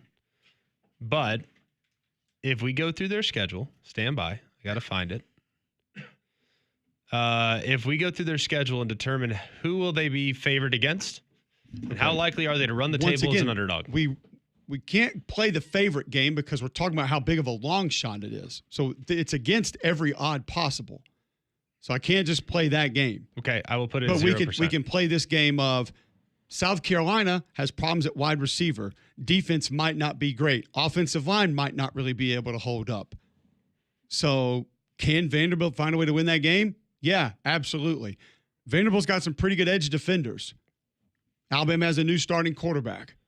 Alabama has some injuries in camp that could have some portions of depth a little bit concerning, and they knocked them off a year ago. According to you, that makes you a good football team the next year. Yes. So that could happen. LSU might not hand the football off. Has a quarterback that will throw the ball to the other team. Correct. Feasibly, if you can limit the possessions and he throws it to you a couple times, you got a shot at winning that game. Missouri's going to play two quarterbacks in the opener. That means they don't know who their quarterback is. Okay. And they're relying on some transfers. Texas's offensive line is not proven by any stretch of the imagination. But they at least hung with Texas for a little while last year. They played Texas better than some. And have a new quarterback that might also throw the ball to the other team. We don't know. We haven't seen a ton of them yet. You like their chances of going to Austin and getting a dub? Don't love it. And don't love any of this conversation. I'm just talking about from a feasible possibility long shot standpoint. Let's be real. November 8th, Auburn could literally be lava by the time that game hits. It could be melting down the streets of Lee County. We don't know. Lava can also be very dangerous. Can build things. You could also step into that and you get burned. Can be tasty too. Chocolate lava, it's legit. And on the flip side of that, especially in the fall when my wife orders Domino's 3 times a week, Kentucky may be just straight magma by the time we get to November 22nd. We don't know what that thing is going to look like. Why do you keep going to lava references? Because I view lava as like, I'm thinking the program's melting down. That you can't stop them. They're going to go and mow down everything in their path Kentucky like Dante's Peak. All right. Kentucky may be a sheet of ice by the time they get to November 22nd. That's a little better. And you can't even steer the car or hit the brakes. It's literally just skidding down the interstate. No idea where it's headed. So that's what they are. They are ice, and Texas is the Titanic, is what you're telling me. Sure. You are reaching so hard for Vandy right now. Okay, but listen. See, you're playing the game of the listeners right now. You're going to sit here and think that I really believe that this is going to happen. I'm just finding a way to give you 1% of a chance He's done that this before. could potentially take place. He's done this before. I remember him selling us for an hour about how Mercer's going to give Georgia a good game. I think it was Ole Miss. Ole Miss, yeah, whatever game. To which I'm all for a shameless plug and self-promotion. 100% supportive of that because I will watch your games because you're my friend. I will not necessarily watch that game in hopes of Mercer being competitive. I do not think Vanderbilt is going to be the same team this year from a surprise, we're good standpoint. They have people's attention, which means it's going to be harder for them to replicate last year's results. It doesn't mean they can't. It just means that the likelihood of them sneaking up on teams is going to be very, very slim. They're going to get teams full attention in the pregame. They're going to get teams full attention the week leading up. And I would imagine teams will play better against Vanderbilt because of what they did last season. Correct. And so what you're doing right now is a great job of giving us the reasons they won't get to Atlanta. Correct. My job is to give you the 1%, 0.00001% chance they could get to Atlanta. All right, sounds good. And the last would be that Tennessee's offensive line doesn't appear as though they're going to be able to block anybody. They have a quarterback that will throw the football to the other team and has not operated in this system with a bunch of freshman wide receivers and not near the depth on defense they had a year ago. Okay, they can. Yeah, I Damien, the 1% chance, or are they done? There's no way they can make it to Atlanta. I believe there's no way they can make it. Okay, thank you, Damien. So all right, let's go through it. We solved nothing. Let's go through it right now. They are currently preseason. We've spent too much time on Vanderbilt. They're a 14-point dog. The listeners can decide. They're a 14-point dog at South Carolina on September 13th. South How many Carolina times did almost teams lost win? to Citadel in I the first get game it. of the season last year. It was Old They Dominion. didn't. It was Old Whatever. Dominion. It's not like they got out of the gates like Secretariat. That's like week 4. They're going to be fine by then. It's still early. Okay, let's move to the next team. We have eliminated Mississippi State, Arkansas, Kentucky, and I'm going to let you guys be right because John and I are always wrong. Vanderbilt. Correct. All right. Can Texas A&M? By the way, if we can just for a moment talk about Vanderbilt's passing attack, like we talk about Deo Pavia as like he's God's gift to football, and against Bama he played amazing in that game, but he's got a lot more Steven Garcia in him. Some easy throws in that game. It was only 3 or 4 of them, but he missed a couple. No, he was 100% adjusted completion percentage, the only adjusted completion percentage of 100%. Okay, you and your war baseball stats. He missed a couple throws. I'd recommend going back and watching and seeing how many throws he missed because I counted 0. What's the point? There's no chance In of that him game. making Atlanta, so why go back? Right. He threw for 185 yards a game last year. Hey. That was Look how 109th in throw. college football. Okay. Look how throw. Look how throw. I like how look how's become everything. All right, 14-point dog at South Carolina, 21-point dog at Bama, 12-point What was it, dog. 38-point dog last They year? were 20 and a half last year. Per you, if you won last year, you're going to win the next year. 20 and well, when you blank a team 23-0 on their home, when you beat them 23 goose in Jordan Hare, where we can't win, I've been told. Pavia was 16 of 20, by the way, in that game last year. How many drops? I don't have seen the stats of that. I guess by that math, 4. Are we going PFF here? 4, I guess. If he was 16 to 20, must have been 4. Hang on, let's look it up. Now you got me fired up. Now I'm mad. I was literally in the booth for that game, watching it. There were 1 or 2 that he could have had that he didn't. Now they may have been intentional throwaways, but there was a couple that I felt like were there that were not hit. Now he played next to perfect. I'll give you that. He played Correct. great. I want to say the damn Netflix show showed one that he missed. And that's why I'm thinking this. Because I remember watching that show like, hey, he had that one. Didn't hit that one. But what do I know? Ball. Can Missouri make the SEC championship game? Yes. Okay. There's a chance. Damien? Yes. Slight chance. Yeah. John? I'm a no on them. Wow. Just quarterback? Catchable ball percentage from Diego Pavia. What in the world is that? in That is PFF's missed tackle rate. Catchable pass attempted rate, 100%. Okay. Just saying. I love the person judging that as like putting Randy Moss on the other side of it. Like Calvin Johnson could have caught it, so it's catchable. Well, considering Stretch Armstrong on the other side of Considering there the were a couple receiving end of these games- passes. there are a couple games Inspector Gadget was there easily. against had South that. Carolina, 55%, against LSU, 58%, against Tennessee, 53%. Like there were some that were very human. Texas, 55%. Tennessee rocked them last year. Rocked them. Okay, can Oklahoma make the SEC championship game? Yes. Yes. Did we definitively said Kentucky is a no? Correct. Oh yeah. Okay. Alabama can. We would agree. Auburn, can they make Atlanta? Yes. Can they Yes. make the SEC championship game? Yes. Yes. Florida, Yes. Georgia, Yes. Absolutely. LSU. Yes. You guys say yes to Missouri. John says no. I would say there's absolutely a chance that they can. I like Missouri this year. Oklahoma, Yes. Ole Miss. Yes. No. Yes. There's no chance it works out and they find their way to Atlanta. I don't see them running the gauntlet this year because of what they have coming back on defense. I think in order to make the SEC title game, you got to be 6-2 in conference. Okay. I have a hard time envisioning them being 6-2 in conference. Now, I don't know where you see it. There'll be a heavy dog against Oklahoma or against Georgia on the road. There'll be a dog more than likely at Oklahoma on the 25th. Hold on a second. They beat Georgia They last beat year, so Georgia that means last they're year. automatically winning this game. Home this and year. away, a little different. You know that. LSU beat them last year, so they're going to beat them again, obviously. Oh, that means Kentucky. And I feel like Ole Miss is due to lose one that you probably wouldn't expect them to lose. I don't think it's at Kentucky. Maybe it is. I don't know. I hope not. Is it against Arkansas at home? I have a hard time seeing that. Is it South Carolina at home? Is it Florida at home? Like I don't see them running the table.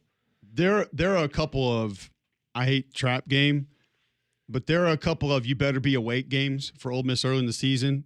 Kentucky is one, Arkansas is one, and then Tulane is one.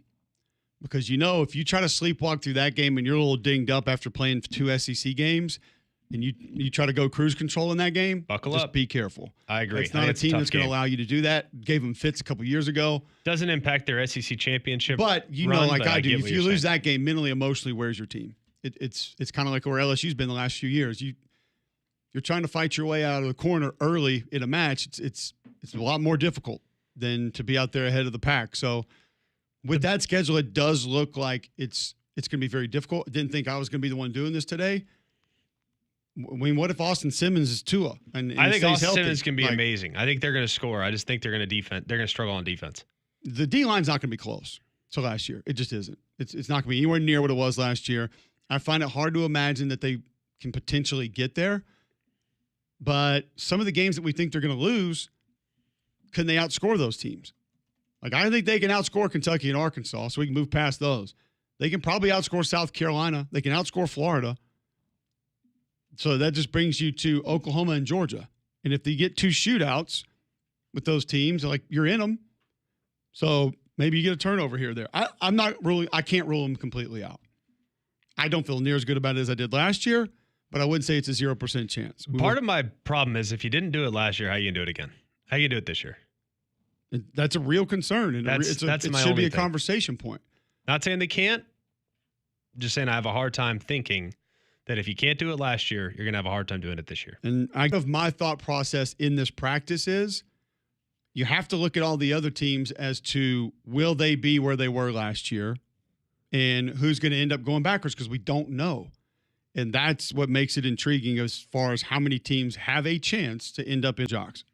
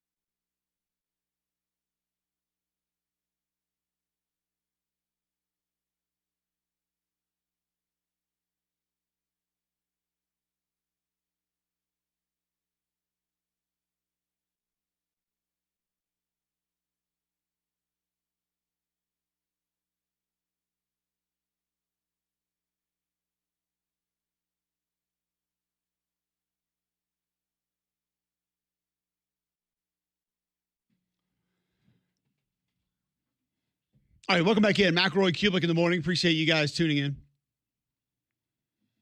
Alex Page tweets into the show, at Mac and Q, which quarterback will give Missouri a chance to make it to Atlanta? The one wearing 21, Horn, or 9, Pavia? We don't know. I do know that Eli Drinkwitz is going to play both in the first game. And Does that stress you out? The only thing that doesn't is, if you recall, he did this with Sam Horton and B. Cook in 23 when it was very apparent that Brady Cook was going to be the guy. So I don't know if this is his way of kind of pushing the competition or getting both ready. Now, it easily could be we don't know who our guy is, and we got a problem on our hands. We don't know that, though. And we won't know that until we see him play a little bit. We probably won't know that until, 3-4 weeks into the season? By the way, a game that is getting no discussion that is going to be a massive football game this year for multiple reasons that we probably need to be paying attention to is week 2, Kansas at Fro Field. Now, number one, people in this part of the country don't understand the hatred of that rivalry. That's a big one. That is real. Yes. That is, I don't know what they call it. I don't know what trinket they play for or used to play for, and they're bringing it back. Like if there's like some peace pipe or, railroad tie or something that they play for, whatever it is. But those folks don't like each other. That's a huge game for them. But also, Kansas, one of those teams that easily could extend in the Big 12, and Missouri, a team that could be better than people think in the SEC. So, and if they get that one, you would have to imagine they're going to start 3-0. They're going to get South Carolina at home 3-0. Once you get that one, you're going to be 4-0 with the week off before you get Alabama at home. 4-0, you could potentially be 5-0 with an off week before you get Alabama at home. Then you get Auburn and Vandy. So there's a lot of things on that game week 2, and that's kind of where they were with that Kansas State game last year, and ended up helping them get off to that great start. We'll see. I bet he wants to have it figured out for that one, though. I bet he don't want to play 2 in that game. No, that would be a mistake. I think this Kansas team is going to be really solid. I think they're going to be fun to watch. I think they're going to be electric at quarterback. I think they got some weapons. This team at Kansas now, they got to replace the running back. They got to replace a couple of pieces along the defensive line. Like, if you look at Kansas, though, that's not a team you want to mess around with. And one thing that worked against Kansas last year is that they did not play a single game in their home stadium because it was under renovation. Right.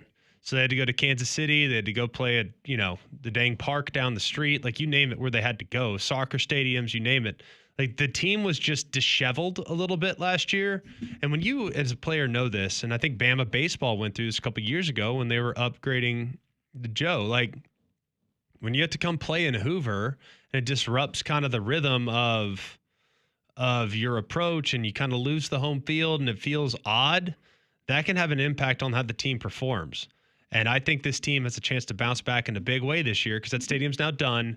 They're going to get back to kind of doing their thing. And we love Lance Leipold on the show, and I think he's going to do a great job this year. Jalen Daniels got to stay healthy. Jalen Daniels got to stay healthy. Correct. Yes. Like, if he doesn't stay healthy, we got problems. The end of summer savings events on now at Royal. There are some discounts that you're going to need to find. Get a 2025 GMC Sierra SLT Premium Plus X31 with sunroof with list price of $71,610 for $57,110. That's a savings of $14,500. Have you seen the 2025 Buick Encore GX Sport Touring SUV? It lists for $30,575, but it's been reduced by $5,100. Buy it today for $25,475. All offers are valid through September 2nd, 2025. Certain restrictions apply with approved credit. Save money. Upgrade your ride at Royal Buick GMC, home of the $75 dock fee. Royal Buick GMC at the corner of I-65 Highway 31 of Vestavia. Remember, for every ride, there's Royal. They play for the Lamar Hunt Trophy. That's actually what you get for winning the AFC Championship game. Yeah, and the Border War. It makes sense because they're trying to decide. How do they decide where the trophy goes? Though the trophy, the Chiefs currently are trying to decide whether or not they're going to play in Kansas or in Missouri right now. It's a hot topic. Beginning with the 2007 Does game. the AFC champion get the game or the winner of the college rivalry game get the game? I think the winner of the college rivalry game gets a free ticket to the AFC Championship game will face the Chiefs. They started this in 2007 when they played in Arrowhead. The winner receives. There's another trophy they get, the Indian War Drum. That's the first Hell trinket yes. that they get. But also they get the Lamar Hunt Trophy in honor of the late Chiefs owner Sure. who envisioned bringing the border war to Arrowhead. Wikipedia knows this should not be confused with the Lamar Hunt Trophy, which is presented to the AFC champions. But it is confused because you call it the exact same thing. Pretty much, yes. Right. So, yes. Yeah. You can't say not to be confused when you say Alabama football and Alabama football. We're pretty much going to think that's Alabama football. More or less? Yeah. So they play for 2 trinkets. GMC Sierra and GMC Sierra. Not to be confused with the GMC Sierra. No, it's the GMC Sierra. You can't just call it the Lamar Hunt Trophy. Call it the Lamar Hunt Rivalry Trophy or the Lamar Hunt College Trophy, Yep. the Lamar Hunt Border War Trophy, but don't call it the exact same thing and tell us not to be confused about it because it's the exact same name. How many times have they played since they introduced that trophy in 07? Seriously, this will be the second time? Third time? That's the one thing that I do hate is when we have these trinkets and they play once every 14 years. We've wrong with had that? this trophy since the 80s. You've won it twice. You've played twice. Good for you. It's Congratulations. better. Is it better than the shillelagh? No. We do need to rank our trinkets going into the season. The Yeah, jeweled we haven't- one or the regular one? The jeweled one. The jeweled one. Yeah. They've played for the Lamar Hunt Trophy 5 times. Okay. Where is it right now? Outside of Kansas City. It'll be in Missouri. They've won 3 of the last 5. Well, it would be who've won the last one, though. They won the last one? Yeah. Okay. So a lot on the line there. A drum. Patrick Mahomes' trophy. A Lamar That Hunt Taylor Trophy. Swift Yeah. apparently held at some point. So there's some value in that game, week 2. We're going to add some extra value here on the show. We do it each and every day. We tell you about really and truly something that financially is going to be able to help you out. It's our Freedom Hill, your trusted retirement planning partner. Tad, the co-host of the Retire with Freedom radio and TV shows in Birmingham and Huntsville, also designated by Forbes as the #1 financial securities professional in the state of Alabama multiple years running. Tad, what do you 2 very specific retirement. Most days, Social Security time for you to do, and also make a decision to make. You're trying to decide: do I take the? I'm going to take the spousal, and then around my retirement the way I savings and turn that. We can help you figure. Come in for a visit.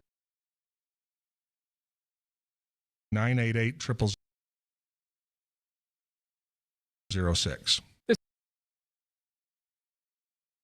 Management for more information.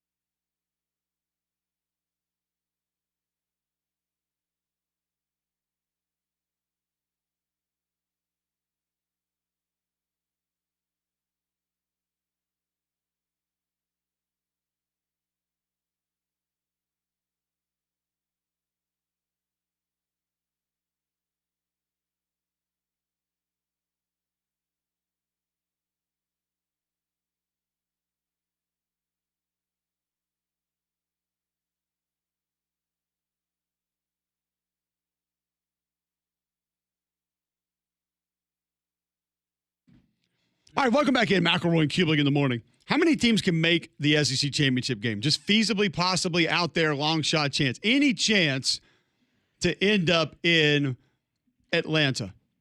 We have removed Mississippi State, Arkansas, Kentucky, and Vanderbilt. So that's 4. So we're at 12 teams right now that have a shot. We'll continue working our way through. Ole Miss. John, you're a yes or a no to Ole Miss? Having any shot to be able to make it to Atlanta? No. Damien's a yes? Yes. I'm a yes also, but I'm going to lean no when we're tied, just for sake of this discussion. So Ole Miss is also going to be there. That's 5 teams then now that cannot. South Carolina. Yes. Yeah, they can. I say no. 0 shot. Dude, I mean, like, I'm trying to be realistic here. Like, we're talking stars aligning. Yeah, if stars align, sure. That's what we're saying here. The whole I know, but I struggle with the stars align principle as we get closer to the season. There's just Maybe I should have many prevented it. questions. Maybe I should have presented this way. If I set the over-under at 10, teams that could feasibly make the SEC championship game, which way are you going? Because we're at 5, and then if you just gave us South Carolina, that would be 6. And we haven't talked about Tennessee. We haven't talked about A&M. Like, I think We hadn't South talked about Carolina might have Texas. a better chance than Tennessee. I'm That's with a you yes. there. Yeah. So that's a yes. So I guess I can go yes then if we're Okay, so we're going to allow South Carolina then to be in Tennessee. They host Bama. They go on the road to LSU. They go on the road to Ole Miss. They go on the road to A&M. They go on the road But to see, Missouri. for this practice, Greg, I think when you bring up those games, you take all of our concerns about the teams they're playing, and you feel like those have become a very real part of what those teams are. So Tennessee can't block. Aguilar's throwing the ball to the other team. They can't run the football. The D-line depth catches up with them like it did not last year. All of those things are a problem for them. If you're talking about, well, they got to go play Texas. Texas can't block. Arch Manning's making mistakes. They don't have the interior D-line depth. Like, all of those things are real problems for all of these teams. Those are the things that have to happen for maybe even an A&M or an Auburn to make it to Atlanta, or a Florida or an LSU to make it to Atlanta. Is their problems go away, and the other team's problems are very evident. Like, for Oklahoma to make it, that offensive line's got to be a lot better than last year. And John Mateer is going to have to be mistake-free in some games. And some of the teams that they play are not going to have the issues that they've previously had. They're going to have to show up, I mean. Last year was about as good a South Carolina team as we've seen defensively in a long time, no? And offensively, they were great in conference, correct? And got better later. Yeah. Correct, right? They lost 3 games in conference. That's a lot. There are a lot of people that believe in should-haves that would have told you one of those technically wasn't a loss. Well, I'm sorry that they had defensive penalties. I mean, I know that we want to ignore that, but those calls, you can be mad that they were called, but they were the correct call. That wiped touchdowns and turnovers off the board. Like, that was the right call. Whether you like it or not is beside the point. But were they the correct call or no? Yes. I didn't think that the hit on Nussmeier was the correct call. No. Okay, well, we can go He back barely and touched him. I mean, if that was a D cleater that like unbuckled his chin strap and knocked him into oblivion, yeah, you make the call. But a bump that he falls down on, you don't make the call there. I don't think that that's what that was. So, but hey, that's why it's a judgment call. Either way, you lost the game. At the end of the day, you lost the game. So Nick Harbor's got to catch the football. Some of the young receivers are going to have to be really good. Monkel Goodwine and some of these D tackles that haven't really played a ton and been super effective have got to be really good. Brian Thomas got to be really good. A lot of things have to happen for South Carolina to even be in the discussion to go to Atlanta. I put them It can't just be Lenore Sellers and Dylan Stewart. That's not enough. I put them a little bit. I put them a little bit in the category of Vanderbilt. Not that. I think they're better than Vanderbilt, but I put them a little bit in that category. Last year, I think they kind of snuck up on some people. And I don't see that being the case this year. Like, I think everyone is very aware of what South Carolina is capable of. And I think they spent a long offseason studying South Carolina. I think they're about a 7-5, 8-4 football team, which is pretty dang sporty, by the way, following up what they did last year. 8-4 specifically, depending on if you get, like, let's say you got Clemson and LSU or Oklahoma there. Like, that should be considered a really good season. Great year. But their schedule also should, if they get past Virginia Tech, the schedule could potentially allow them to have a really nice ramp-up schedule. And then once again, you get to the middle of the schedule. What is Oklahoma? What is Ole Miss later in the season? What is A&M from a depth perspective or quarterback perspective later in the season? Now, Clemson's going to be Clemson. Conversation next hour, but the coach, Wimp Sanderson, will be with us next.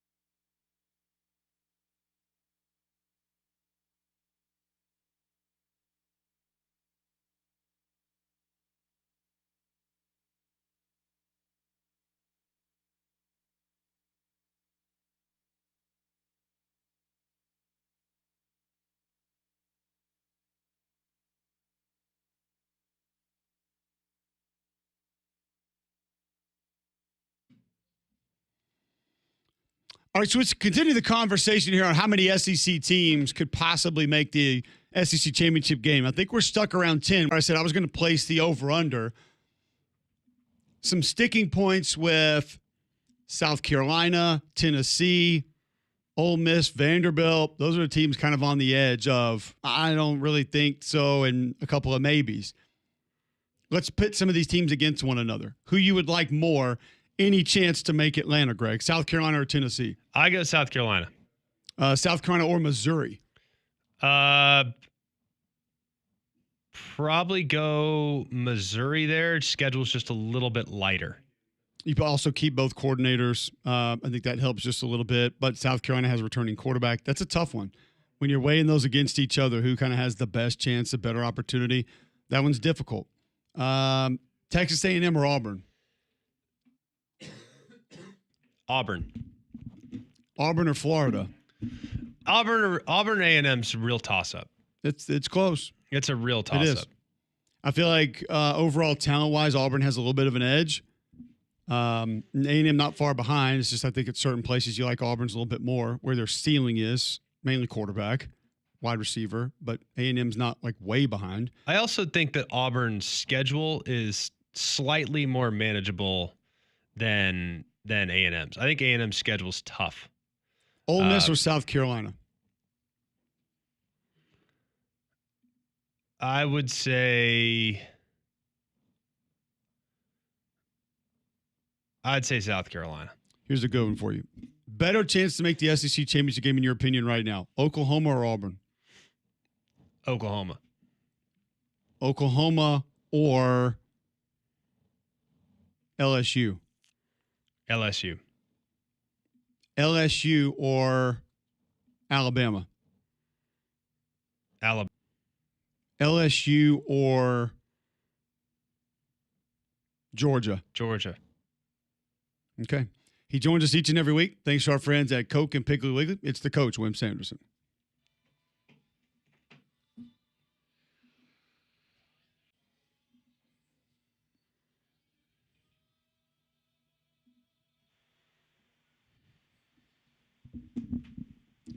Coach, how we doing today?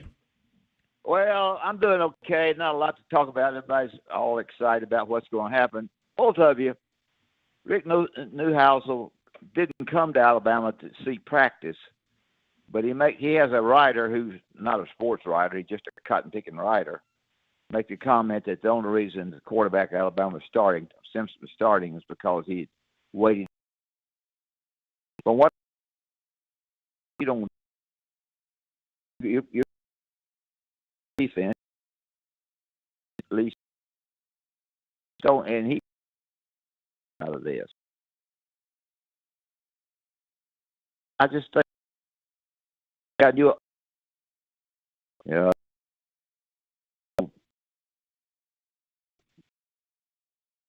Well, the two athletic because he in on that for player team. There's some that will great. They know the system. I would point long enough that what does the article say? Some guy from I don't. It just says that Rick has said that the only reason he's basically, without saying exactly, he was starting because what the head coach said. He awaited his turn. He felt good about his mental attitude. He's hung around to wait his turn. His turn has come up. That kind of stuff. I didn't think it was very good. So. Well, Greg, I've never been a coach, so I can't sit there and say that. But I have this weird fascination with people that are convinced that they don't play the best player. It's amazing to me how often fans think, "Oh, well, the coach is not playing the best player." Like the coach's job depends. Like he doesn't have $10 million a year on the line. Yeah, the coach's job depends on winning games and playing the best player. So and this comes up a lot, by the way. Hold on one second, Greg. Coach, what was one thing on this earth that you like to do more than get money when you were coaching? Win. There you go. And every other coach would have said the exact same thing. And how do you win, Coach? I play the best. I play the ones I think are the best players. Correct. I don't want to play the ones I think might be good. I want to play with the best players. Correct. Be good. And those goober mamas that call me up, I have the assistant coach talk to them. That's the first time he's dropped Goober Mama on the show, Coach. I like that one. I'm just amazed. Like there's a lot of very highly intelligent people that are convinced. Right. And no sports and no dynamics. That's right. You start playing guys that aren't the best player, you're going to have a revolt on your hands. Seriously. Sure you are. Like the players aren't dumb. Like they know who the best players are. You Sure start they playing do. the guy that's not best, and that even goes. And all the time we hear this, especially after a team loses 2 or 3 games. It's like, well, just pack it in. Yeah. Let's just play. Let's get ready for next year. Let's just play the young guys. That doesn't work. It doesn't happen that in real life. Yeah. You two guys are geniuses when it comes to that. I love being on y'all's show for the 2 minutes I'm on there. Let me tell you, Coach, you've never only been on the show for 2 minutes. Why do you always act like we don't have you on very much? Well, I listen to all that crap y'all talk about before we get on. The most important thing is to be ready to play come this Saturday when the open games start. Your team ready to play, and what you are mentally. I don't give a rat's rookie. If you look at the schedule and you're playing a team that's not in the top 50, you better be ready to play. Ohio State and Texas won't have any problem. They'll be ready to play. I want to be darn sure I beat the teams I'm supposed to beat, as well as the others as well. But the mental part of it, and you being ready to play and having your kids ready to play, is the most important thing. And you gotta mash your kids. I believe that with all my heart. You gotta work their tails off, and you gotta be ready with them. And they ain't gonna like it, but they gonna like it when it's over with. And I know I bring this to a personal thing. I had a kid named Hollywood Robinson, who was a terrific player, but I couldn't get that booger back.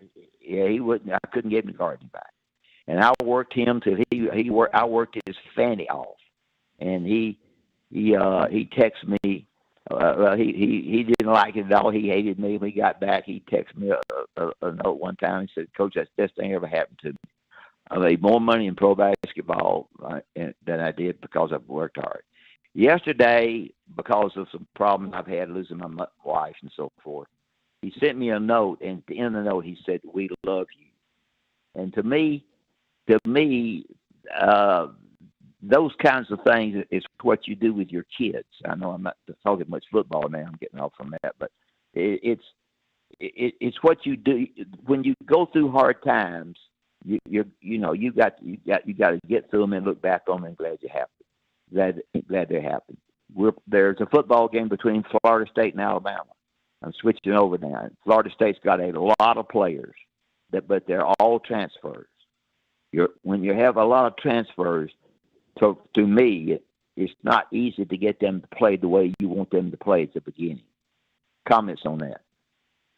Yeah, because this, Coach, it's not just football. There are some sports that can maybe have less of it. I believe baseball doesn't need as much. Certain positions do, like pitcher catcher does, middle infield does. But continuity and chemistry is key in football. Think about all the different things that can change on a certain play in coverage or responsibility. Like, people here fit the run. I don't think a lot of people understand what that means. Like, you have a designated area on the field that you have to be in because nobody else is most likely going to be there. And if you're not there and the run play goes there, that's how you see all of a sudden Kenyon Drake comes through untouched for 15 yards right up the middle. It's because one guy, two guys were not where they were supposed to be, and therefore there's a giant vacancy, and that goes there. Same thing with coverage. A lot of times it's not one guy that misses an assignment in blown coverage. A lot of times it's 2, 3, and therefore somebody's wide open. And if you can't communicate it, the one guy thinks it's the one coverage call, the other guy thinks it's the other coverage call, and so they're technically, in their minds, not even doing the wrong thing. Yeah. But they didn't communicate it, or they haven't done it enough together. Like, a lot of times a center guard can't hear the calls in a certain stadium, but they haven't operated against that look enough times together. They don't know that they're supposed to combo that D tackle on that play. So he runs free right up the middle, and he hits a quarterback in the face. That continuity is key. I ain't trying to brown nose you, but I'm telling you right now, being an offensive lineman ain't no easy job. It's a booger bear job with no credit. It is a terribly hard job with no credit. Greg, anything about that? Yeah, I mean, I think it's the worst job you can have.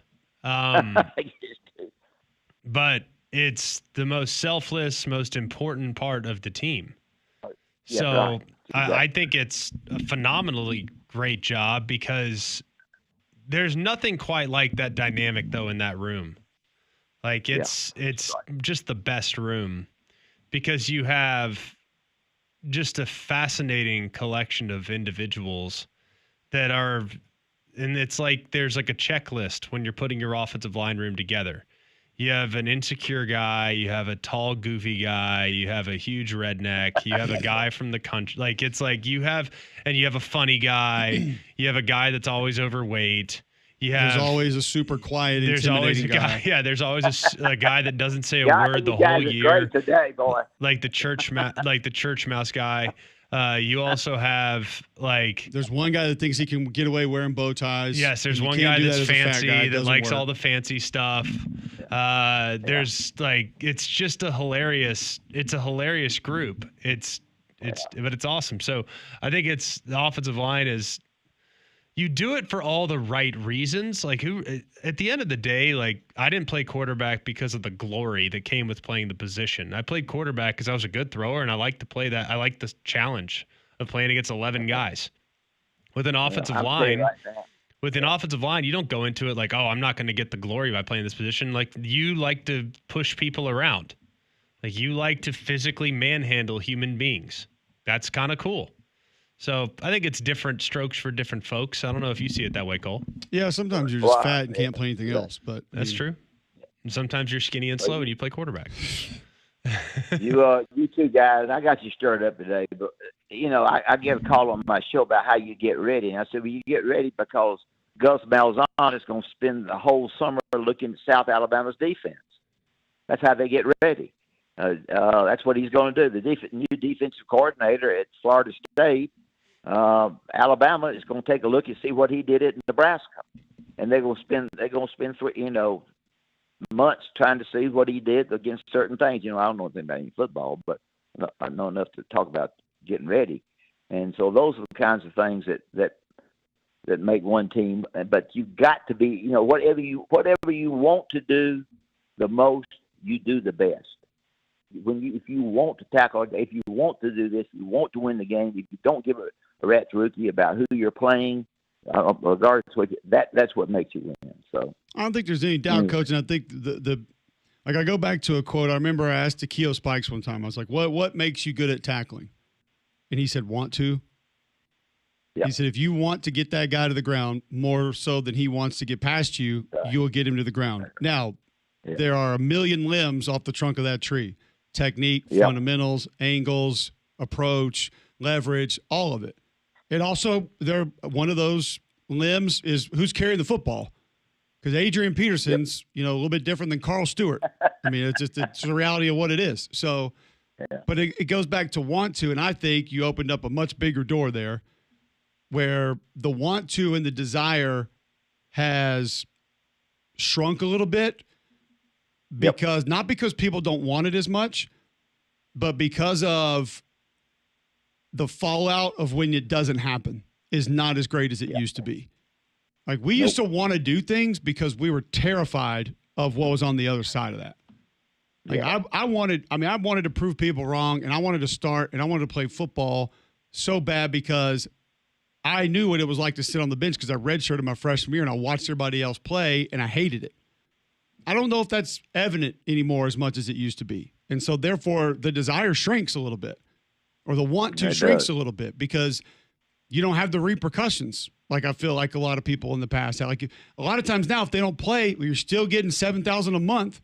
Oh, and guess what I'm doing at the end of the year? I'm saving my red shirt year and I'm going to go play somewhere else. I didn't have that option. Greg didn't have that option. My options when I did that were like D3. Like, that's where you transferred to when I played football because you didn't want to sit out. So you went like D2, D3, NAIA. That's what you did. I wasn't doing that. So you had to figure out a way to play. That's not what it is anymore. Yeah, well, they were playing for $15 a month when I was coaching. That's what they got, $7.50 every 2 weeks. Now they're playing more than I got. I didn't get any money a month. You got nothing? I got a scholarship check, but I mean, I wouldn't pay. We were on quarter system when I got to Auburn, when I was able to move out. By the way, Rick Trinket didn't let us move out for 2.5 years, so I spent the first 2.5 years in the dorms. Yeah, I know Rick. So we stayed in the dorm. When I moved off campus, you get your scholarship check. We were on quarter system. That was 3 months. So whatever it was, $600. I think it was around 8 something total. I would go take that, and I had like $420 left for the quarter. And then I would say, all right, Yeah. cable's going to cost me this, phone's going to cost me this, whatever. All right, there's another $186 that I need to know right now has got to go. And I would give that to the guy that handled all the bills. I'd be like, here's my, and if I owe you more, just tell me if it fluctuates, utilities. But like, here's the money for all. And I'm sitting there on like $328 for three and a half months. Dating, did you? We can't talk about dating because your wife might be listening. You didn't do much dating, did you? I didn't have a date until like 2010 when I was living in Huntsville. I love that. Great. Well, I've stirred y'all up enough. I guess y'all want me to get on out of the way so y'all can talk to somebody who knows something about football. That's always fun, Coach, and you're always joined every week. Thanks to our friends at Coke and Piggly Wiggly. Well, Coke and Piggly Wiggly, outstanding. I'm having dinner. I had dinner several times with Stanley since I talked with y'all. Stanley Siglio and Piggly Wiggly is outstanding. Walk in there and get anything that you need. Get a smile. Get the great food. They've got steaks. They've got whatever you might want in the way of vegetables, and you'll be darn sure it's fresh and ready to go. Coke is a great product. I talk about Coke. If you're looking for something this hot weather that you need to drink it, it's terrific. You can drink it any way you want to drink it, without sugar or with sugar. And Coca-Cola is great. I appreciate you guys having me on, and I was worried about the show going good. Y'all made the show good today. Appreciate y'all. Well, we appreciate you, Coach. Always good stuff. Always fun having you. All right, bye-bye. All right, the Coach William Sanderson joining us on the Higginbotham Hotline. We will get back to some of your tweets, some of the things that you had to say on the other side of the break. Before we do that, Greg, and we move on, friends about Crocker Moving Services. Local company owned by an Iraq War veteran, Eric Crocker. Crocker believes in hiring movers you can trust to complete full background checks and run drug tests on every single employee. These are good guys. You can trust them in your home. Whether they need your whole home packed up and move, your company headquarters moved across country, or you just want them to come rearrange your living room, these guys got you covered. Furniture that you purchased and need to get to your home. So call or visit them online today for a free quote. The website's crockermovingservices.com. That's crockermovingservices.com. Support your veterans by choosing Crocker for your next move. All right, we're going to have a little more conversation around SEC teams that could potentially find their way to Atlanta. And at 9:30, Mike Reap will join the show. Billionaire, new partial owner of the UFL, Birmingham Stallions on the clock, apparently. We'll have that discussion in 10 minutes.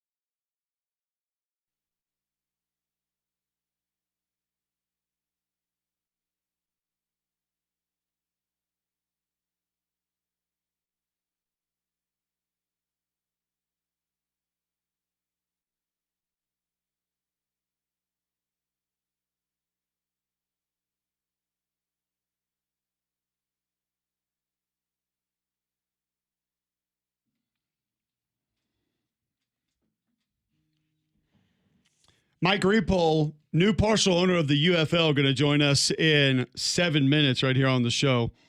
We get some questions answered about the Birmingham Stallions and the future there of the UFL. Sticking back to our SEC conversation, Greg, on teams that we feel like could possibly make the SEC championship game. We landed around 10. There are a couple of maybe, possibly. There's probably 3, maybe, possibly. I think Ole Miss, Tennessee, and South Carolina all fit that bill. Like, if the stars align, sure. But you could even go Auburn, Florida, Oklahoma, technically in that discussion too. Just there are parts that you feel a little bit better about with those groups. And then you go a team like Missouri and you say, okay, schedule really going to help that group. So, yeah, there are multiple ways to kind of look at who maybe has a chance and who has a lot less of a chance.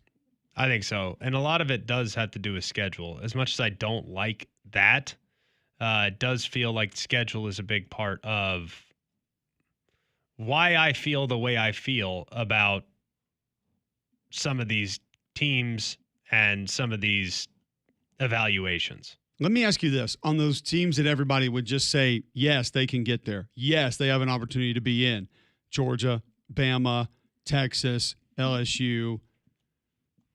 Who do you have the least confidence in of those sort of top-tier team, top-shelf teams making it to the actual SEC championship game? Not playoffs, not maybe even make a run in the playoffs, but getting to Atlanta.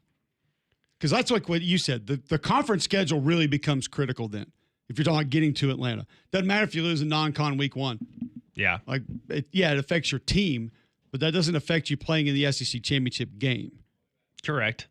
I think a lot of it has to do with some guys, and part of why I feel kind of confident about some of these teams is maybe it's not just the team, but they have a specific individual that could transcend. No doubt. That's why South Carolina's in that mix. That's why Ole Miss might be in that mix because of Austin Simmons, who I think has a chance to be super elite.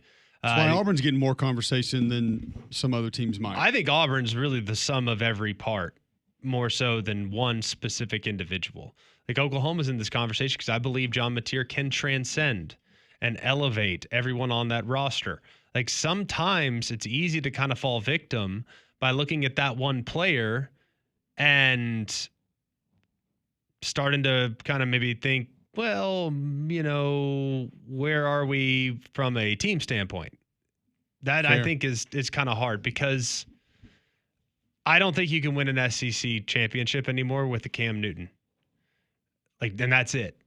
I think you have to have a big time. That's where your reservations with South Carolina kind of come in. It's like, yes, I think they have a. That's great to go get a game with a team that's a lot better than you. Correct. But to get to that point in the season and then do it against that team that's also there is going to be really tough. Yes, agree 100%. So I think to run the gamut, right, that's going to be a lot tougher now than it was prior to the additions of some of these teams. Because now you have too many teams on the schedule that can beat you. One player cannot transcend and win 6 games by himself. Might be able to win 2, but 6? What about winning the SEC championship game? Is that gonna take a different?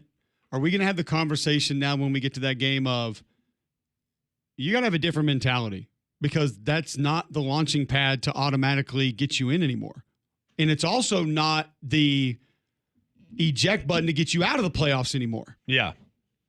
And we've debated the importance of it, but are we going to start getting to SEC championship week and saying, no, I like them because their mentality is different. Like they care more. They do the right things the right way. They don't make as many mistakes. They might not even be as good of a team, but they just have a different level of leadership, stability, consistency. And that is what's going to put teams ahead of the curve when we're talking about actually winning the SEC championship game. Yeah, I think winning the SEC championship game is a whole nother level. Because whoever you're playing is going to be big time legit. You know what I mean? Yeah. They're going to be big time legit. And that is not something that I think is going to be easy to win without big time personnel. Georgia won it last year. They were excellent. I think if you look at some of the other teams, how many teams are excellent across the board? Georgia was pretty dang good across the board in some cases last year. Now, wide receivers inconsistent, quarterback decision-making inconsistent, offensive line inconsistent. Like inconsistency, sure, but on their best day, it was pretty sporty. Was it not? Yes. So I have a hard time envisioning a scenario where a team that is not extremely, extremely solid wins the SEC. Yep. Okay. We will see. I think the SEC championship game conversation is going to get really intriguing because it's not the automatic springboard and it's not the automatic eject button, but seeding, home field, bye, all going to be a real part of the conversation when you get there. So how does it affect the teams that either win or lose? It's going to be a different conversation. And then, like you said, maybe a different makeup of team, not just who's the most talented or won the most games, may actually have the advantage there. We'll continue that conversation on the last segment of the show. But when we come back, Mike Repole, new partial owner of the UFL, is going to be with us to talk the future of the Birmingham Stallions. Before we get to him, you're going to have to wait for that one, G-Mac. But one thing you never have to wait for is your dental care. That's because Family Dental has you take care of. They're the urgent care office you can be seen the same day. They can get you in on Fridays and Saturdays, which is tremendous as well. Knowing right now with school and schedules is tough. So they can get you in on the weekends, which is helpful. Hoover, Fultondale, Homewood, Alabaster, and in Trustful. Any of those places will give you great service. You're going to be very, very happy with the experience that you have when you go. Give them a call, 874-9605. That's 874-9605. It's Family Care Dental, 874-9605. Mike Repole, new partial owner of the Jox.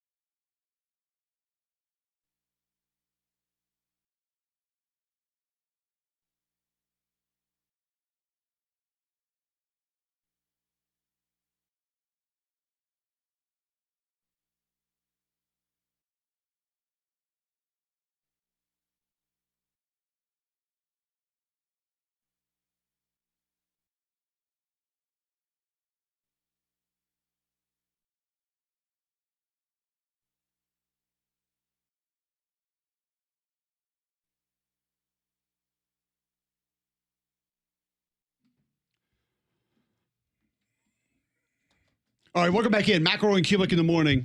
Hoping to get Mike Repole, billionaire, new partial UFL owner, on the phones here in a few minutes. What's the latest we have, John? We're trying to effort this. Working into its schedule. Boop. Let's ride. Hopefully we can get that done and potentially get a few answers on where we are with the Birmingham Stallions, where part of the future of the UFL may actually be. Your future can be better in a lot of different ways. Weight loss, maybe skincare, gut health, arthritis, anxiety at your CBD store. They have answers to those problems. Appetite suppressant trim by SunMed on the shelves now at your CBD store, largest brick and mortar CBD retailer in the world. Also, if you have arthritis, you suffer from the achy joints, moving around, getting around, or your pet in your household does, they have products that can help you with that. They have products that can give you better focus, more energy throughout the course of the day. They can help you there without the jitters of all the coffee that you've been drinking. Just go to your CBD store, first company to have USDA certified organic oil supplements. If it's something just to take the edge off in the evenings, you can do that as well at your CBD store. They are open. Their products are still for sale. They have 3 locations: Highway 280 by Baylor Brothers, 150 by the Cajun Cleaver, Trustful just off 459. Your CBD store, where good health hits home. Maybe on those teams that you look at extending to the SEC championship game. Like you said, Auburn feels like let's go the next level down from those top tier teams, and that would be Bama, Georgia, Texas, LSU. So now we're in the category of Florida, Auburn, Oklahoma, Missouri, Texas A&M. We're in that bunch of teams right now. Yeah. Of can they get to the SEC championship game? Who's maybe teetering on the edge the most there for you? Like, I love a lot about this team. There's a lot of maybes with this team. There's a lot of could-bes with this team, but man, it's on thin ice. Like it's if one thing goes wrong, it's all going to go wrong. Florida. I think if we ask 10 people, we might get 8 different answers there. Probably so. But I think Florida, the biggest challenge was looking at who's going to be in the SEC championship game is evaluating the schedule. Fair enough. And while their non-conference is challenging, we know that. That's been largely scrutinized. The game at Miami, game against Florida State. Like, we know those are tough, but that does not get you to the SEC title game. But you look at the rest of their schedule within the SEC, it's extremely difficult, man. You still have Texas at home after you've been to LSU and to Miami. Yes. And then after that game, you got to go to Texas A&M. You're at LSU early. That's hard. You're at A&M. That's hard. I'm just going to tell you guys right now, I don't care if it's 6:30 p.m., Greg, and you're going to be on the call for that one. You play in Baton Rouge on 9/13, it ain't fun. No, it's going to be a beast. We talked about lava earlier in the show. You're going to feel like you're drinking lava in that game. It's going to be a beast. There's no doubt it's going to be miserable. A beast. So it doesn't mean it can't be done. Just means it's going to be real hard. And that's, I think, maybe the hardest part about it is that it doesn't matter how good they are. Like, doesn't matter who you are. You could go into those games with the Kansas City Chiefs and feel like, man, I don't know, some of these are toss-ups. Like, it's just a hard schedule. And if you got to be 6-2 in the league to get to the title game, that's our assumption. Can they get there with this schedule? I think they can get Texas at home. I do. I think they can get Texas at home. But can they follow that game on the road at A&M? Can they go on the road at Ole Miss? Can they go on the road and get who else do they have? I already said A&M, LSU. Like, can they go on the road and get these wins? Like, that's just a hard schedule, man. That's it. The road schedule's nasty. It's filthy. Plus, I mean, what was one thing that Steve Spurrier set out to do during his time at Florida? Not play Kentucky late in the season. He didn't like going up there late. He wanted them early. And that's where that game has lived for the last 20 years? It's been like week 3 or 4. And now they got to go to Lexington late in the year. And then you go to Ole Miss the week after that. I think that's what I see, Greg, is South Florida's not going to be fun, but then you're at LSU, but at Miami the next week. Okay, you come home for Texas, then you go back to A&M. So potentially the 2 most difficult games on your schedule are going to be back-to-back, and then you get a road game to College Station after that. Yeah. You got to go at Kentucky, but then you're at Ole Miss the next week. That's back-to-back, and then you play one of your rivalry games. Actually, you play 2 rivalry games the following 2 weeks, Tennessee and Florida State. It's not just the teams, it's the alignment of that schedule that is just nasty. 100%. And And I love their team. I love their team. there's a lot to like about them. I'm with I you. love their team. I don't know. I don't care what you could have last year's Texas team, and you're going to struggle with that. Ohio State is not going undefeated on that schedule with what they had last year. So here's one we haven't talked about from the perspective that you've been taking here recently, and that is schedule. We're efforting to get Mike Repole on I the don't show. want to talk schedule, but it's a necessary evil, unfortunately. Yeah, we were told he was going to join, so John's working on it. We're trying to make it happen. His schedule apparently had a hiccup, so we're not bypassing that. We are working to potentially make that happen, and that's Texas A&M. Before we talk about Texas A&M, a team whose floor we don't believe to be very low, tell our listeners about Shannara Flooring. Well, Shannara Flooring has been the great go-to for a long time here in the area. Fu and his guys do a great job of protecting your home, upgrading your home. We know that if you have old carpet and you want to put in some hardwood, man, it's a great time to do it because right now they have CoreTech flooring by Shaw in stock, 40,000 square feet of it. You can get $10,000 off per box, $10 off per box. Save you thousands if you order that CoreTech flooring by Shaw in stock right now at Shannara Flooring. You can get 12 months financing as well. So you can really stack some savings depending on how much of your flooring you're trying to get installed. Buy it from Shannara Flooring, save a ton of money, finance it over 12 months, and by going to fooandyou.com. That's fooandyou.com. Texas A&M from a schedule perspective, Greg. Let's take a similar look through a similar lens like we just did Florida on their potential this upcoming season. Not near as daunting, I don't think. Well, the road schedule is not going to be fun at all. I mean, you're at Notre Dame, you're at Arkansas, you're at LSU, you're at Missouri, 3 consecutive games, by the way, and then you're at Texas to close it out. But you do get a few sort of minor breaks in there comparatively to what you're going to see with Florida. You're off after Notre Dame before you play Auburn. You get Auburn at home, so that's a good little rest early. You will be off between 2 of those, that triple threat road game of at Arkansas, at LSU, at Missouri. You're off before the third one. That's probably where you would want that bye week the most right there. Yes. It gives you extra time to prepare for Mizzou, extra time to rest after LSU and at Arkansas. At that point in the season, November 1st, you're going to need that weekend off. However, at Notre Dame is not going to be easy. Auburn, Mississippi State, Not at all, by the way. Florida at home. If Auburn and Florida are peaking in the ways that we've talked about them, all of a sudden this becomes a literal death march Yes. in the early portion of the season. Then you got to go to Arkansas, which we know. When was the last time this game was played on one of the home sites? I Because don't remember. when A&M came in the league, they started at Jerry World, correct? Yes. I think it's been at Jerry World like 10 years. So I want to say this game hasn't been at one of the home fields for a long time. So you don't think Arkansas fans are going to be into that one? That place can be rocking. I think they'll be for that ready to game. roll. I think they'll have that one circled. Then you got to go to LSU. And Arkansas's had their hands full with A&M, so you know That you're going to game's get their always rest. been just a jumbled up mess of what the hell's going to happen next. Did you call it last year? No, I've never done it. I thought you I've did never it done last that year. game. No. But it'll be fun. And then at Mizzou, November the 8th, probably not going to be an enjoyable trip. I just don't know about Mizzou. There's a lot of question marks, but I think there's some things that could be really good. Totally. We love Ahmad Hardy. We love Connor Tollison at center. We love Kenyon Green at guard. We love Brett Norfleet at tight end. Marvin Burks at safety. Drink loves his receivers. But, yeah, the other tackle spot, not real sure. Quarterback, obviously don't know because they're going to play 2 in the opener.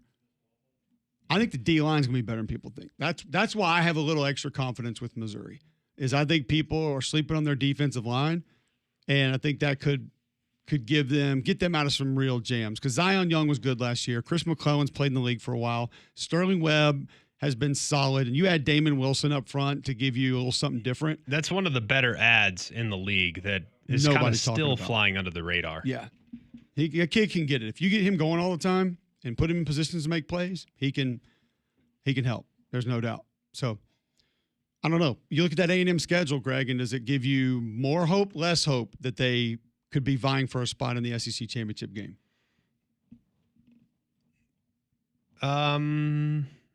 Probably go slightly less hope, but it wouldn't shock me. I think they're built the right way. I don't know if you see it that way. Let's go to Carson in Huntsville, 800-239-9569 to get in on the Higginbotham hotline if you'd like before we go to break. Welcome in, Carson. Hello, how are you guys doing this morning? We're doing great, thanks. Yeah, so I'm just calling in because I'm a Stallions fan. I'm just calling in before Mike calls in because I just want to talk about some of the frustrations I've had with this entire situation. It's been annoying because I've been a Stallions fan since 2022. I followed the team. I followed the USFL, the UFL. I gave money. I was a fan. I tried to promote whatever I could. And then you see the situation happen, and I don't know. It feels like the league is trying to blame fans when the fans were trying to tell the league what to do. And then it feels like the league's expecting Stockholm Syndrome to appear with what's going on right now. I don't know how to describe it. You expect 5,000 season ticket holders to magically appear and just say, oh, okay, well, here's this arbitrary goal. And just, all right, guys, there you go. Set it out. Let me ask you this. I'm asking this in full sincerity. I don't know the answer to this. Did the team set that goal out, or did the league mandate that goal? Fans were just willing to follow through on that goal, which, look, if we're trying to save the team, fans are going to try to do everything they can to do that. But when the league is barely giving you any support, okay, domain, that's nice. But what about actual support? We didn't have any of that on social media for 3 days. It's just, there's no marketing push. Even when they say, oh, let's do a push, there's no push once again. I think you make a few fair points. I'd be interested to see what the counter would be from the league, and maybe we get that when we come back next, right here.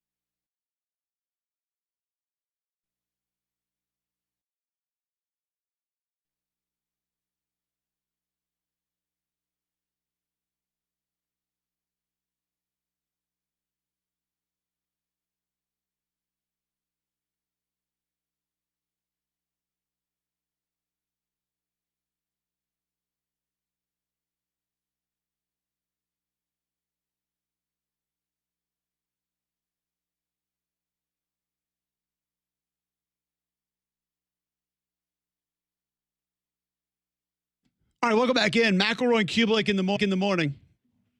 Hoping to still have Mike Repold to give us an update on the UFL, new partial owner of the UFL, billionaire that maybe could give us some thoughts on the future of the Birmingham Stallions and what's going to happen and how things are going to operate.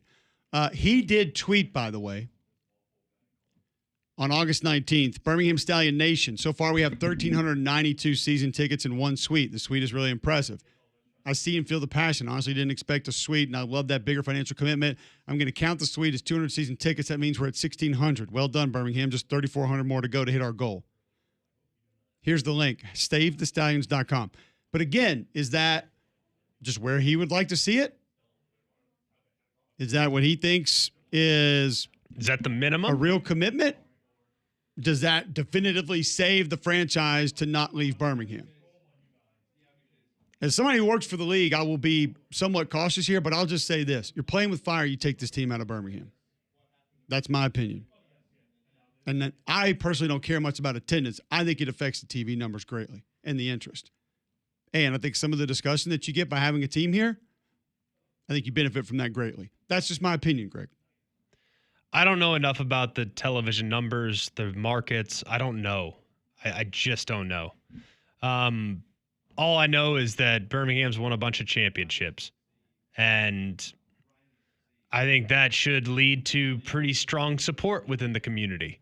I can't tell you what the TV numbers look like when the Stallions are on TV. I don't know. I have no idea. I haven't seen the market breakdowns. But I do think that it's great for us in the community to have pro sports. I wish there was a way to pack the stadium on a weekly basis. But for whatever reason, just hasn't happened. And I also understand, too, if they're trying to increase viewership and increase popularity, ticket revenue is going to be important. I get that. So here's hoping that we can keep hold of Birmingham Stallions, keep them here, because I don't know for sure if the grass will be greener on the other side if they were to take them out of Birmingham. I just don't know the dynamics enough. Yeah, we obviously don't want to see it. We obviously don't want it to take place, don't want it to happen. And I would just say this too. Don't formulate a negative opinion on Mike if this appearance today does not happen. It was attempted to be put together a little bit late by some of his people. And if it doesn't work out, I don't think that it's him avoiding the show. I don't think that it's him trying to get out of anything. I would expect that he would gladly make it up to us at another point. I just don't want anybody to think that we're trying to push this in a direction that's like, ooh, he backed out of this or he's scared of talking to us. We wanted to try to make it happen. It was put together quickly, and then that's just kind of where it is. So we are obviously going to be on the side of things that we don't want this to take place. We obviously want the Stallions to stay, but we also know that some things are very different. And a business is a business, and people run them certain ways, and there are certain things that they want to get out of those, GMAC. Yeah, and everyone looks at this with slightly different priorities. Like, honestly, with Fox being a huge part of this, it's about TV. It's about TV. Like that's that. But the other aspect of this is you can put a lot of things on television that won't rate quite as well as the UFL, but they're not going to cost as much as the UFL to operate. So while the TV numbers are good, you also need the gate revenue to at least make up some of the costs that require paying players, traveling players, hiring coaching staffs, keeping health and medical people on staff. Like there's a lot of overhead to this league. So television ultimately drives the bus, but at the same time, you have to have gate revenue to offset some of those costs as well. And based on what we saw last year from a handful of markets, the attendance was not ideal. How was the attendance last year at most of the games that you went to outside of St. Louis? It could have been better. I didn't even do a game in St. Louis last year, but DC was solid. I did not do a game in Birmingham. One game in Detroit was very well attended. One was below average. I would say Memphis was atrocious, and I did a couple of games in Memphis. I thought San Antonio was better than it had been, and God knows I've done my share of games in San Antonio. A handful. It's just a couple. Few. It's my third home away from home, right behind Lexington. Oh, yeah. But it was better than I thought like it had been a couple previous years. So we'll see. It can't just be based on attendance. And I also feel like you have to go out of your way to help with attendance. Has that happened? I don't really know. I don't know what to compare that to, of what leagues, what teams, what markets have done more, have done less, have helped, have not helped. I think all that plays in, and all that is a little bit of a factor.